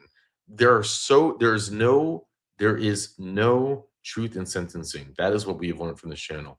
I couldn't listen to all his grandstanding, but if you let him out, keep him in your neighborhood, not mine. Just wait till you see this next hearing, guys. This next hearing is insane. Oh my God, this guy, in my opinion, is getting off by talking about his past and describing what he did to the crime in the body of the victim, reminding him of his mother. Wait till you hear this next hearing. We're just going to go to the next hearing. There are so many comments, but how am I supposed to pick and choose which ones you read? Crazy to think it ended with him. Wrong. It continues with the families dealing with it after him and anyone in his own family passing it on. 2, he gets a heart transplant over many people deserving now in the free world. Yeah. 925. The guy shouldn't be walking on this earth, let alone freaking free on the street again. Anyone that can do this sadistic crime to another human being is beyond help. There was a big push in the 80s of empathy for criminals. All the talk shows, especially Oprah, were preaching sympathy and understanding the offerings, big hugs to psychopaths, thinking that was all we needed to turn their lives around. Obviously, that doesn't work. And a lot of criminals didn't save much time due to the psychobabble mindset. It's true. It's true. It is complete madness. I've said this once and I've said it 100 times. Just because you change your life around like you're supposed to be living all along doesn't mean you still don't suffer consequences of your actions.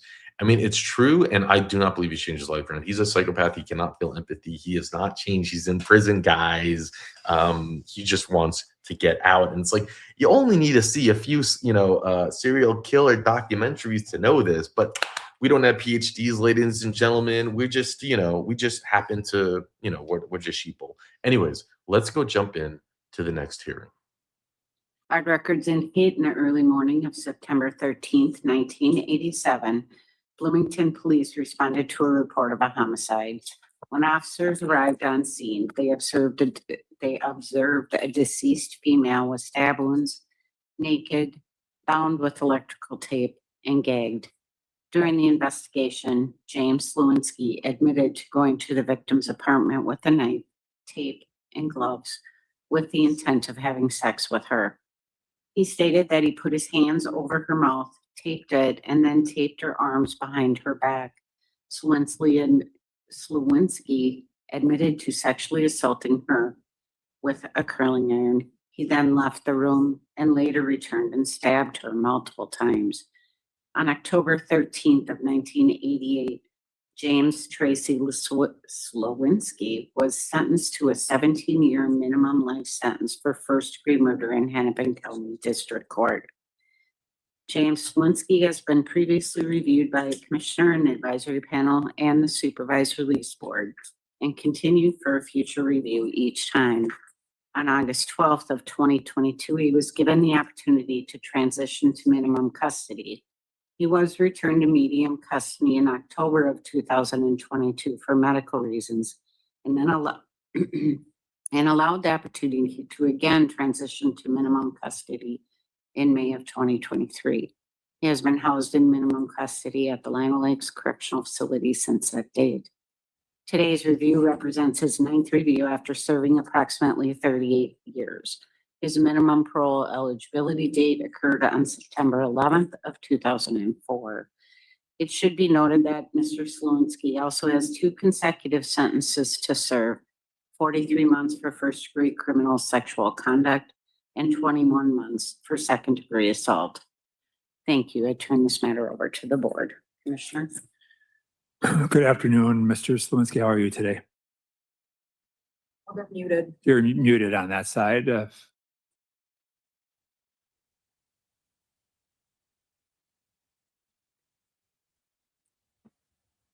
Here we Can you go. hear us now? Yep, we got you. All right. Is this turning the volume up because it's hard to hear down? Yeah.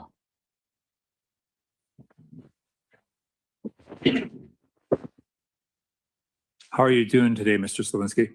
Well, thank you, sir. We've been through this before. I'd like to start by asking you to talk to the board about what it is you'd like to see happen as a result of today's meeting. Well, sir, I'd first like to acknowledge that I take full responsibility for the heinous acts that I carried out that led to the death of Sherry Severson. I'm sorry for that crime that I committed. I'm sorry for the harm that it caused so many other people through the ripple effect.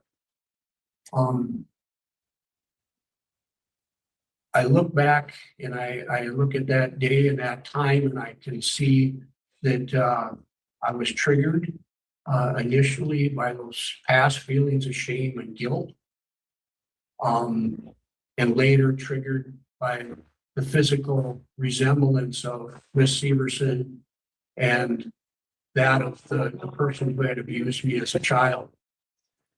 When I attacked Miss Severson, the acts I carried out against her were the acts that I had carried inside of myself for many years that I wanted to carry out on the person who had affected me as a child. I regret those choices that I made. and I look at my life at that time, I was severely affected by alcohol addiction. My relationship was toxic at that time. I lacked financial stability, and I certainly lacked any pro-social support in my life at that time. I was surrounded by like-minded people, and that was people who were living criminal lifestyles that was focused on supporting our addictions and no accountability.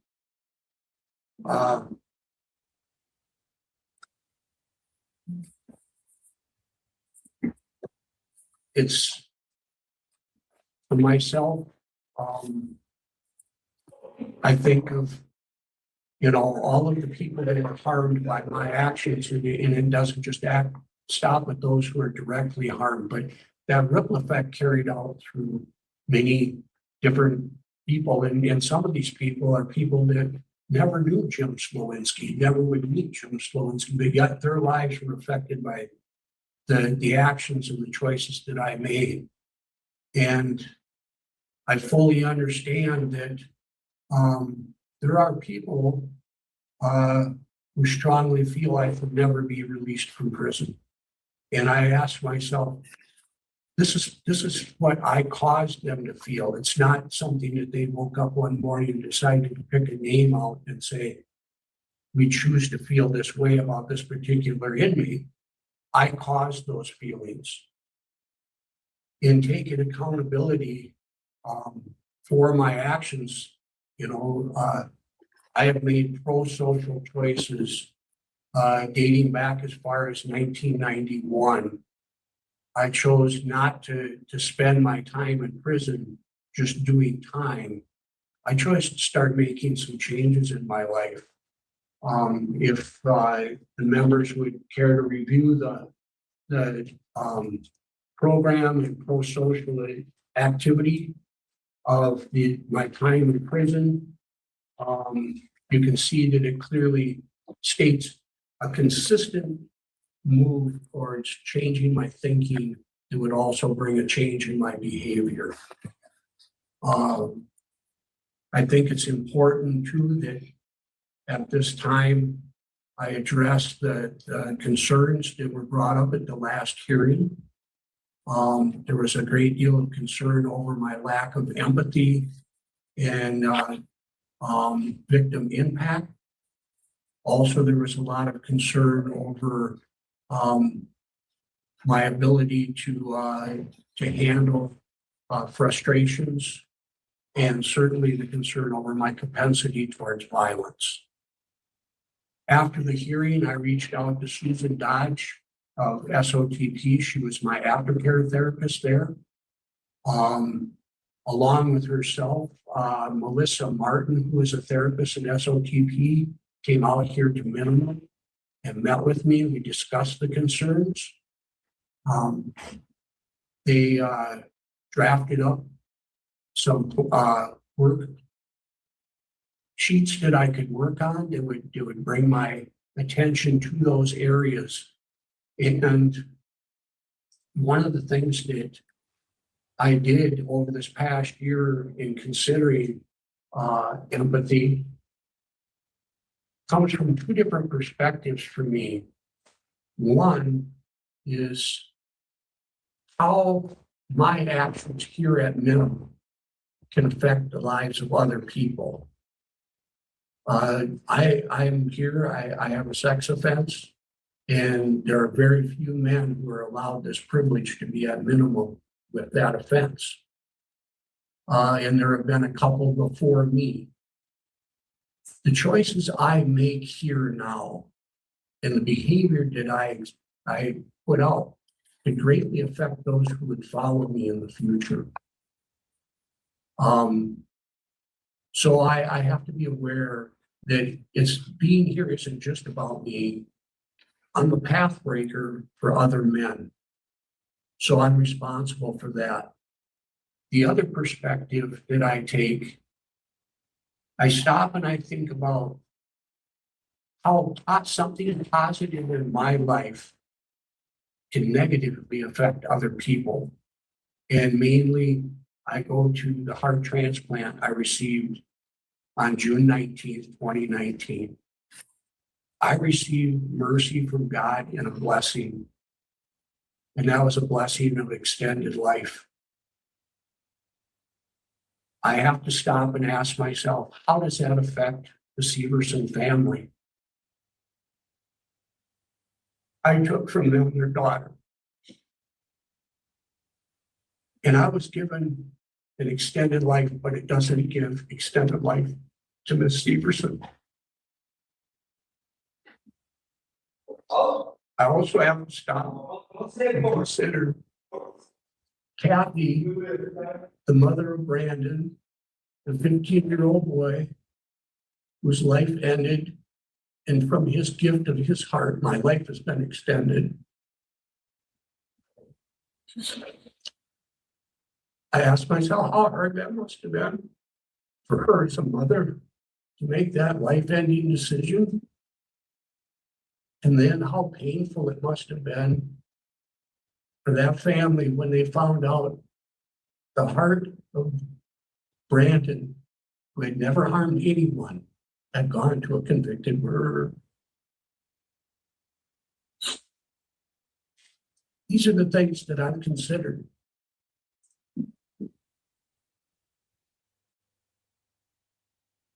And it's been difficult. But I think in working through these directives that I was given, I also have to take responsibility in saying that I failed at my last hearing to convey the depth of the work that I've put into the changes that I've made. It is well documented through many years, not just the last couple, but many, many years. The changes that I've made in the areas of empathy and victim impact. We also look at how am I handling frustration, personal frustration. 2 hearings ago, I was given a directive to take part in the ICWIC program out here. Subsequently, due to my past choices and the crime that I committed, I was denied access to that program. At my last hearing, this was discussed again, that I would take part in the ICWIC program so I could demonstrate that I could be trusted in the community. Again, I was denied. I dealt with that disappointment and that frustration through acceptance and delayed gratification and self-control.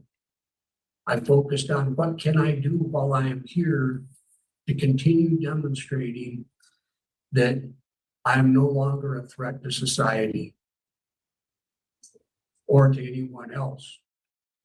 And I've managed that very well, and it's documented in the assessments that have been made by Charlotte Garth, Bonnie Bjork, and lastly, Terrell Backus.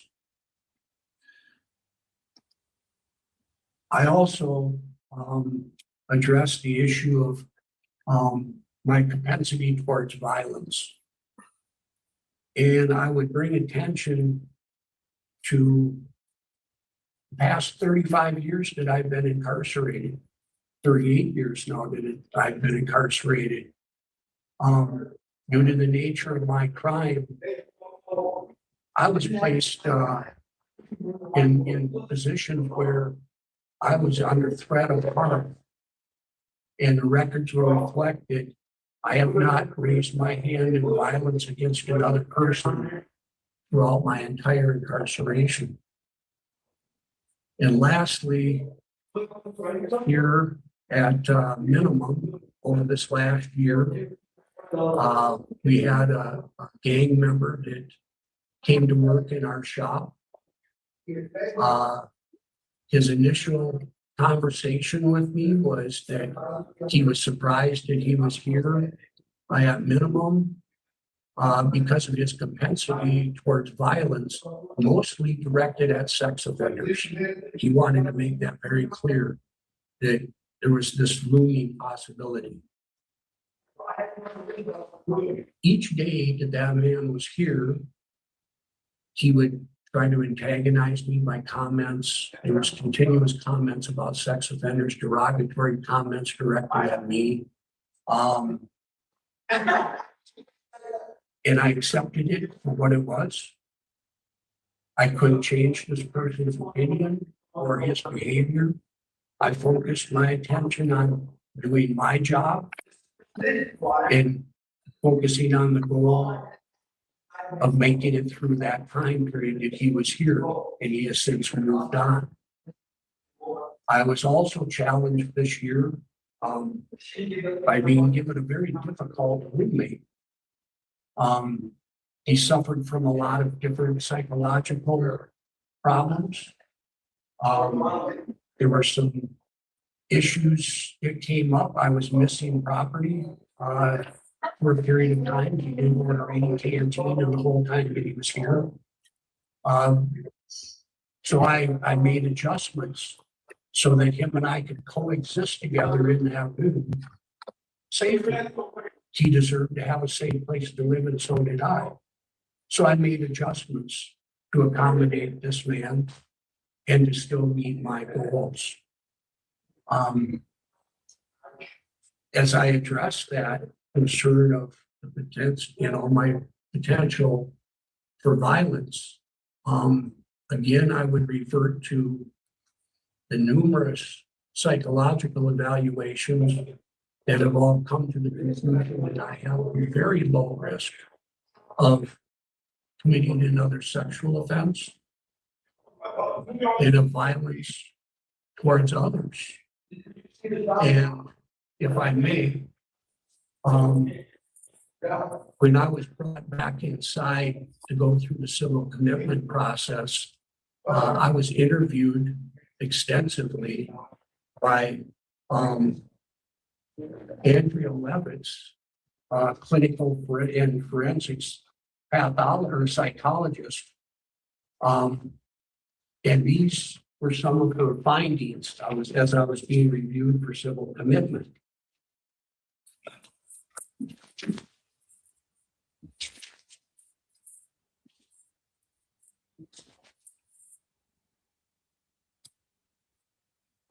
In some of her conclusions, does the disorder or dysfunction currently not allow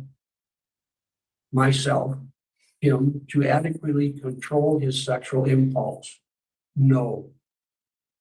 As a result, is this person likely to engage in future acts of harmful sexual conduct? No. Again, in her report on page 60, is there an existence of emotional instability? No. Is there an existence of impulsive behavior? No. Does the respondent lack customary standards of good judgment? No. Failure to appreciate consequences of my acts? No. In the undersigned's professional opinion, available information strongly suggests this group represents genuine change in his perspectives and beliefs. Slowinski's change in thinking and behavior patterns are both genuine and enduring. He presented in a positive and thoughtful manner during an interview with the undersigned. He also demonstrated insight into his sexual deviance, offense cycle, and high-risk factors. She concludes with, does the respondent have an utter lack of power or control over his sexual impulses? No. As a result of the affirmation, is the respondent dangerous to other people? No. The undersigned considered the possibility that Mr. Slowinski is engaging in manipulation, that he is faking good, saying the right things, and towing the line on until he is allowed back into the community. Although this possibility cannot be definitively ruled out, she goes on to say, this examiner opines it is unlikely. A review of the respondent's records indicates the changes in his thinking and behavior have been remarkably consistent across settings over the past 7 years during the treatment groups and living unit at his job site. This would be extremely difficult to fake, particularly in the correctional setting where staff have encountered manipulative and malingering inmates before. In fact, records indicate SOTP staff have considered and rejected the possibility that he is faking his improved mindset and lifestyle.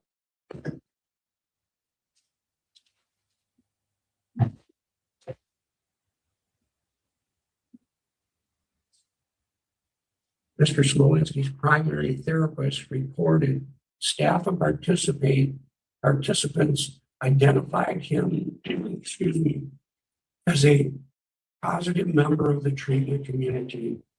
She opined Mr. Slowinski has made tremendous progress change, even in periods of high stress, which I know is a concern of the panel. How will I deal with high stress in the community? Such as coping with a potentially terminal illness and transition to aftercare. He managed well and was consistently able to utilize the tools he learned in treatment. Mr. Slowinski is able to identify distorted thinking, recognize and manage my triggers using strong interventions and challenges. So it isn't just my words that say this is what I've accomplished throughout many years of programs.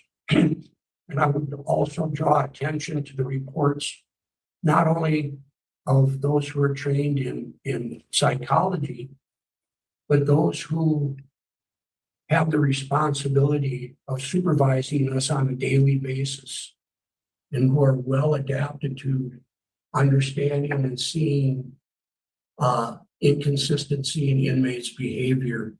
And that would be Officer Stafford here at Mandoo. We have those records, yeah. So I would ask that the board consider that these are people that observe me on a daily basis. Also, I have that support of a wide range of community members. Pastor James Comfort, who I believe is present there today. He has the responsibility of the safety of his church members and of his community. And for over 20 years, he has come to know me and support me and supports my release into the community. I have the support of other community members that are strong community, positive people, pro-positive people that I never had before in my life. These are the people that have come to support me now. I know that there's been the questions been asked, how am I going to deal with the rejections in the community of job rejection, housing rejection that I'm certainly going to face? And I preemptively address that through the support that I've gained. Mission 2911, Mr. Tom Lundquist is with me today. That program alone has housing available to me, employment available to me. It's going to help me navigate those different stressful situations. But I would like to say lastly that I can only demonstrate that I'm not a harm to anyone with the level of opportunity that I'm given. When then acting Commissioner Tom Roy gave me the opportunity to come to Lino Lakes and to take part in the SOTP program and the CD programs here, I made a commitment to the commissioner And one of those was that I would complete those programs successfully. And that I would give him no regret for giving me that opportunity. And I can say today that I did not give him any reason to regret that opportunity. When our now Commissioner, Mr. Schnell, gave me the opportunity to come here to the minimum unit, I gave him that same commitment that I would give him no reason to regret that opportunity. And I've used this time here to demonstrate that I can work with minimal supervision here. We take care of the Anoka County Juvenile Center. And many times, especially over this last winter, we were out working very early in the morning, moving snow. Those people were coming and going to work at that time. And I've demonstrated that I can work safely around those people with very low levels of supervision. I can only demonstrate what I'm given an opportunity, and I can ask today that if given the opportunity to be paroled on my life sentence and start serving the 21-month consecutive sentence, that I would give no reason for any of the members of the board to ever regret giving me that opportunity. And the way that it has been broken down for me, that 21 months, I would ask to remain here at the minimum unit working on the grounds crew to help continue to develop the plant growing process that we have here now this year. And I can gladly say that this year we created enough flowers and plants to support the administrative area flower beds and the other areas throughout the minimum area out here. And we also donated 96 plants to the inside prison. So I would ask to stay here and continue developing that program for the future people that will take part in that. And the last 12 months of that, if given this opportunity to be spent on work release, where I can begin demonstrate my ability to live in a structured environment, go out to work each day, and come back and apply the rules that I'm given.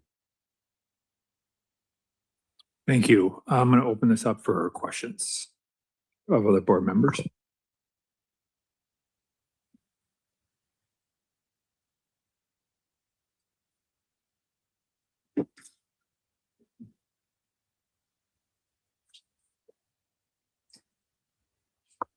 So just looking here at the structure of what's remaining.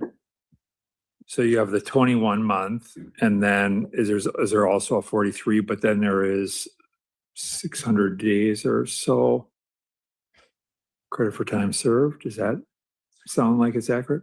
Yes, sir. That was when they calculated the time, and it's been done a few times now. The 43 month would be expired, and I would have the remaining 21 months to serve, and that would include any time for good behavior.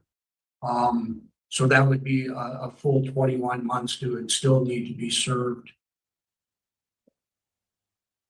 And you're saying that the 43 months, even though it was consecutive, because of the credit for time served, is satisfied?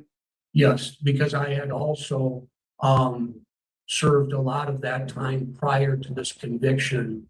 So a good deal of that time, 1 year on work release that I completed, as well as jail credit. So yes. Yeah. Okay. All right. That's yours. I'm going to turn to Mr. Lundquist. Thank you, Tom, for being here today. And but I want to open the floor to you to provide whatever thoughts you have. Sure. Well, thank you. I'm really deeply grateful for being here today to represent Jim as a advocate. Just to give you a little bit about who I am. I have worked with incarcerated people for the last 17 years. 11 and a half of those years were in Prison Fellowship Academy, where I was a counselor for a couple of years, a program manager for a couple of years, and then a reentry manager for about 8.5 years. So during that time, I worked probably with 1,000 men. And one of the challenges but opportunities of working with incarcerated men is inviting them to change. There's such a spectrum of men, of people who are interested in change, people who deeply want change, and then people who are really going to cooperate and make that change. And we really never know where people are. Good thing it's a one-year program that helps us to find out. But some of the things that we look at to see if a person has changed and to what degree are whether the person has, let's see here, taken ownership of one's crime. Many people come into prison and they have the cell block version of, this happened to me, I caught a crime. And they blame other people, they minimize the crime, and that doesn't get it done. We really invite people to become honest and real. And so asking people to take ownership of their crime is really important. In the classes I ran, we started with the most honest guys who went up there and did what we call an integrity scene. And other guys would say, do I have to do that? I said, that's right. And so we're inviting people to become honest and then finding out for the first time that honesty brings honor to their life. And so when people take ownership, and that's what I see in Jim, that he has taken full ownership. He's recognized the true pain and suffering and horror of the crime he committed. And with that, he also sees that there's a victim and that people have suffered because of his choices. Even though he understood that a lot of trauma was in the basis of why he committed his crime, it didn't absolve him from the consequences. And so he knows and understands the pain that he's brought into people's lives who are innocent that had no reason to expect that. Another thing I see in people who have changed is where people actually are able to have a genuine care for one another. Most people who are in prison who are there, they're very self-centered and they only have loyalty for one another because of what they can get. When someone changes and opens their heart and has genuine care for other people over time, that speaks to me of some character change. And then the last part, what we really pay attention to is when people start hanging out in a positive peer group. Many people come to prison and they got negative peers that they've been involved in criminal activity. When they change those groups and they start hanging out with people who make obvious change and who have said goodbye to different criminal lifestyles, and when they do that over time, that signals to me that this is not just someone who is trying to be compliant. This is someone who is actually trying to be different. And so my 2.5 years of working with Jim and with his mentor, we have seen him really be very readily present, very accountable, and the relationships he has that I know of with other people who are also accountable really speak to the fact that he's already 2 steps into having a healthy, supportive community. So I don't really see any signs or danger signs that exist here that would hold him back or maintain him, staying where he's at. I would really advocate that he get to move forward and continue to make progress. Wherever he's gone, he has been a leader and he's lightened the load of other people and he's shown conscientiousness to others. So I see him continuing on and able to do that if we give him the chance today. Thank you. Thank you for being here and thank you for your support of Mr. Slowinski. Commissioner, I have one quick question for Mr. Slowinski. Do you know the name of the individual who donated their heart to you? Yes, ma'am. His name was Brandon. Do you know the last name? No, ma'am.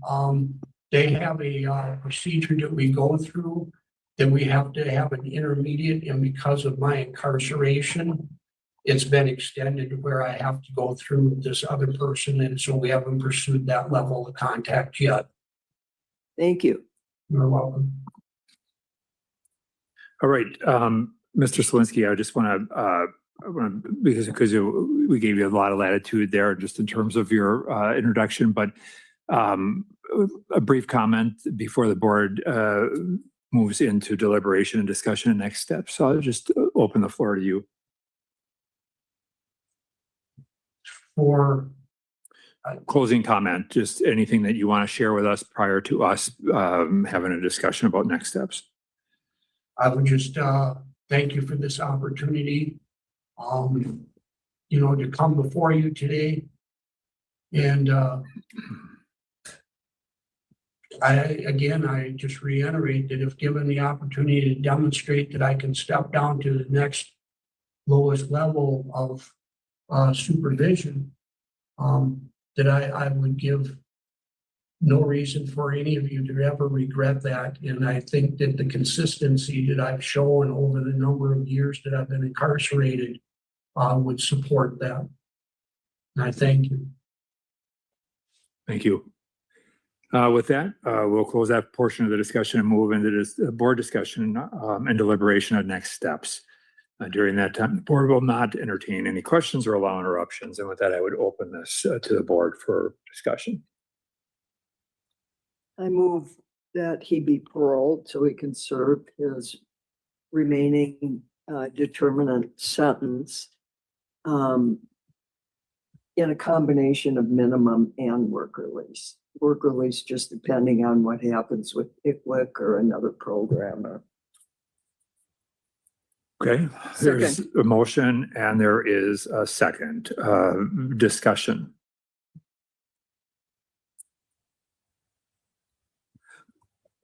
Here's the only thing I would say, and I'm saying this as much, probably more for Mr. Slowinski's sake than anything else.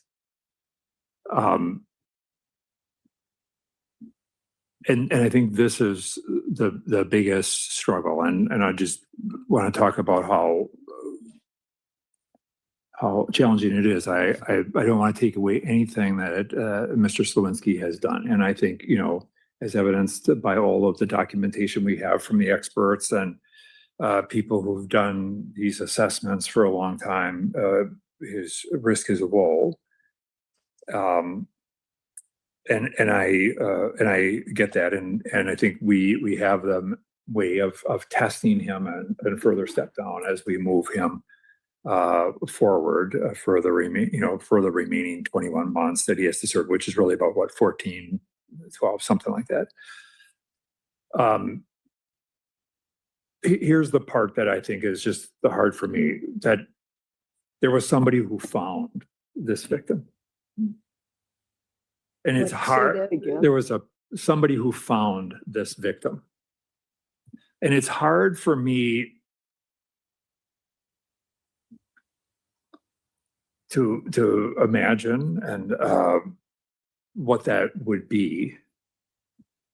And it's not our job to punish. At the same time, it's hard to fathom and try and weigh this when the court imposed a life sentence and the decision about release is fundamentally ours. And so I'm going to support parole today unequivocally, but I just want to be clear about the fact that it's not, it is about being able to manage that as we move him forward, but it's not without recognition of the fact that there is real harm that I don't want to diminish the fact that Mr. Slowinski understands that. At the same time, I don't think any of us can fully appreciate and understand the impact of what that would be.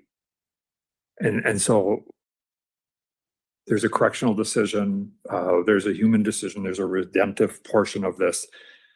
And there's also just a hard pull on the other side, and I think we all feel that as well. And so I just wanted to say that as a comment. I would just say that the other thing I would say is that Mr. Slowinski would have to, follow all directions of staff agents' continued programming and supports, as he has been, remain discipline-free. And we can work out the kind of the process as we go forward. And we'll, there is a predatory offender registration will have to occur. Is CCRC done here? They'll revisit. Yeah, there will be some review of that. But yeah, there will be some of that will have to occur, and the things can be worked out. It would, just by way of parole, are you establishing parole today as the date for parole? His date for parole to be today? Sure. All right, so parole today, and then we would start this tomorrow. He would start the other offense or the other sentence. Okay, motion. There's a motion and a second to the motion. Board Member Bray. Yes. Board Member Ramstead. Yes. And Schnell votes yes. Mr. Slowinski, you're paroled on your first sentence and move to your 21-month. Any questions? No, sir. All right, Thank you. Good luck to you, sir. Thank you. Mr. Slowinski, I just want to let you know that I'll have an audit done of your sentences to confirm that information and the dates. Yes, ma'am. And then we'll get you a notice. Okay, thank you, ma'am. Yes. He's going to be out in less than 2 years if his math adds up. And isn't this interesting? When you hear someone get 3 life sentences, the judge hits the thing, and then at the end, before he gets carried off, they're like, and credit for time served, 650 days. And everyone laughs and says, well, like, how dumb is that? It's like putting the alcohol swab on the inmate's arm before they execute him with the needle. Like, what's the point? Well, there's a point, apparently, because you'll get your time served, you'll get your credit, you'll have a parole board that will show up and overturn the sentence that the judge gave to rewrite justice. And for what? It would be absolutely insane? It would be a Netflix documentary. Is he gets out of prison and he essays and kills someone. The idea that he is sentenced to multiple life sentences, he's going to die unless he gets a heart. A 15-year-old dies.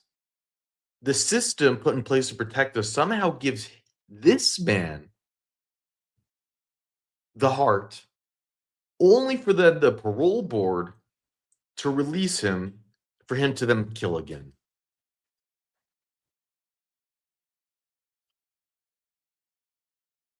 It truly is just absolutely baffling.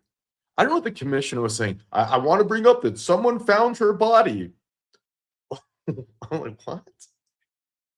That someone found her? How about her? How about what happened to her? How about all her family members? Oh no, just the people that found her body. That's who we should bring up at this case. Thanks, Commissioner. I'm glad you're put in charge to protect us. I'm glad the governor of Minnesota handpicked you. I wonder how that happened.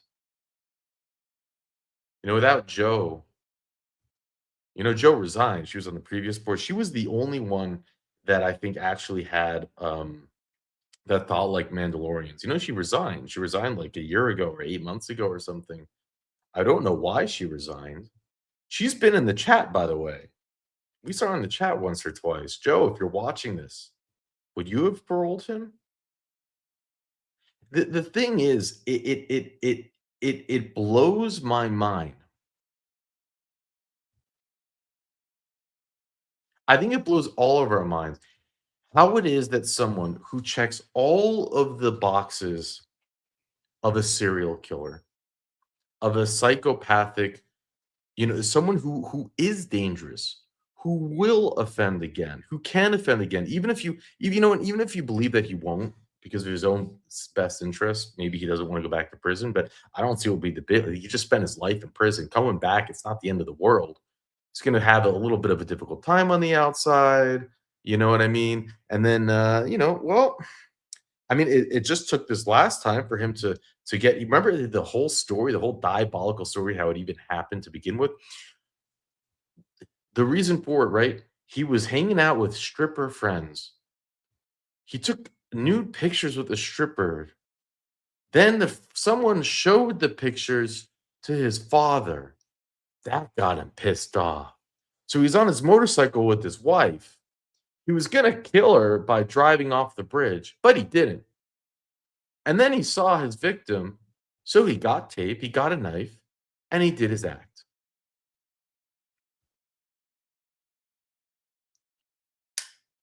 Why would he not do it again? And the crazy thing is, again, he brings up the psychologist that wrote the report. And just, you just have to think about this first. First of all, the whole psychologist thing, it's so ridiculous. It's an opinion. And we see this in every single court case. If you you go to a court case, you bring 3 expert psychologists, and well, the prosecution is going to have one opinion, the defense is going to have another opinion. They all have to, because it doesn't mean anything. There's nothing scientific about their reviews. It is their agenda, what their beliefs are, and what they want to see.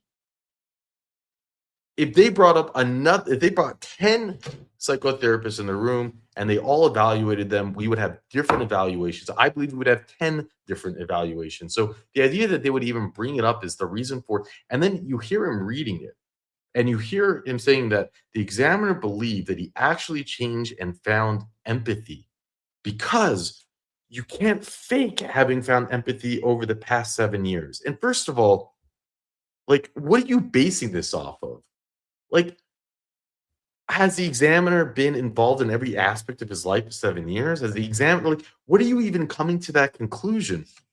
But that's just one aspect of it. But it's like, of course they can. Manipulative people, that is a definition of manipulative. That's a definition of even psychopath. The best psychopaths are able to fool people. And he's not even good at it. He's not a good psychopath. He's not able to fool us.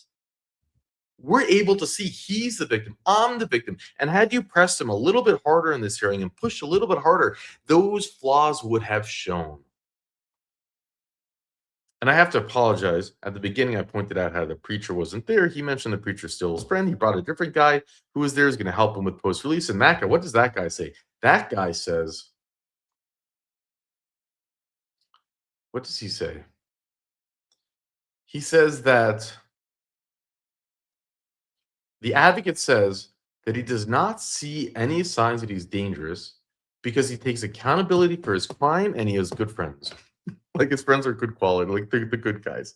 And it's like, remember, guys, I don't know if this is how this advocate works, but it wouldn't surprise me if it was similar to like the Parole Project, where the Parole Project gets paid taxpayer dollars to take people out. So right there, their incentives, there's a conflict of interest. He does not care about anybody. He cares about making money. I don't know if this is his relationship, but what I have been accustomed to seeing is that these people aren't just in support because they're latte sipping virtual whatever word I'm looking for, but oftentimes it's their business, they're making money. I don't know if that's the case, but that's possible.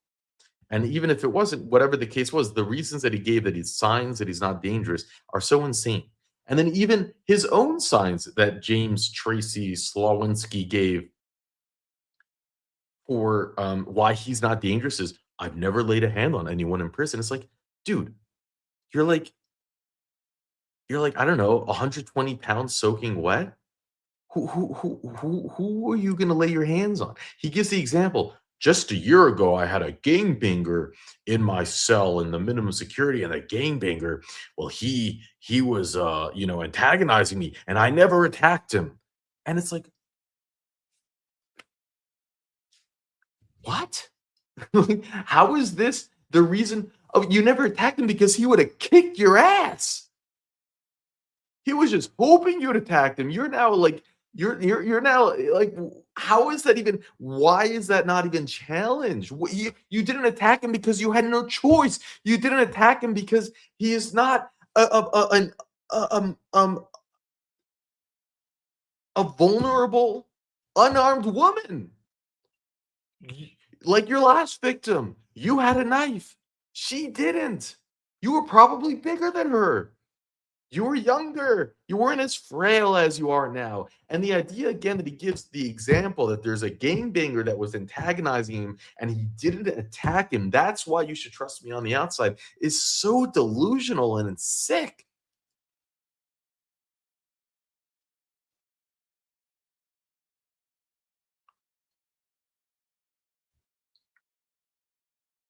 What else am I missing?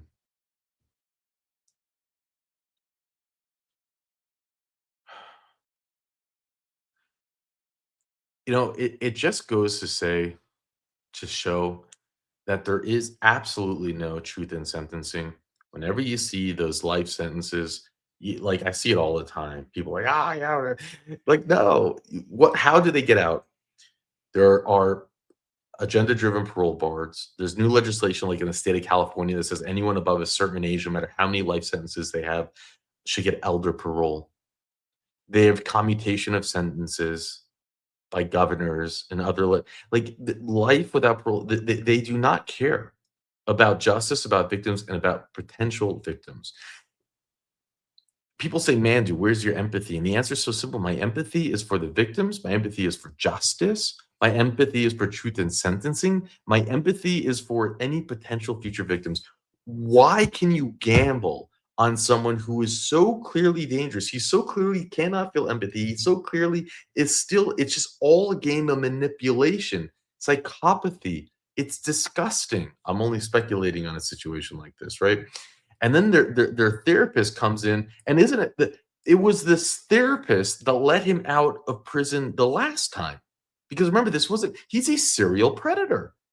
He's not like it's not like when you're comparing him to serial predators out there, he is a serial predator. Had he not gotten caught this time, he would have gone on to kill more. No doubt. He was out of prison after SAing many victims because the therapist said it was okay. So he's even at that age was able to manipulate the therapist, and now he manipulates the therapist again. It's insane, guys. I can't say it enough. I'm exhausted. I know I feel like I'm preaching to the choir, but it's also that I feel I'm just preaching with the choir, not to the choir.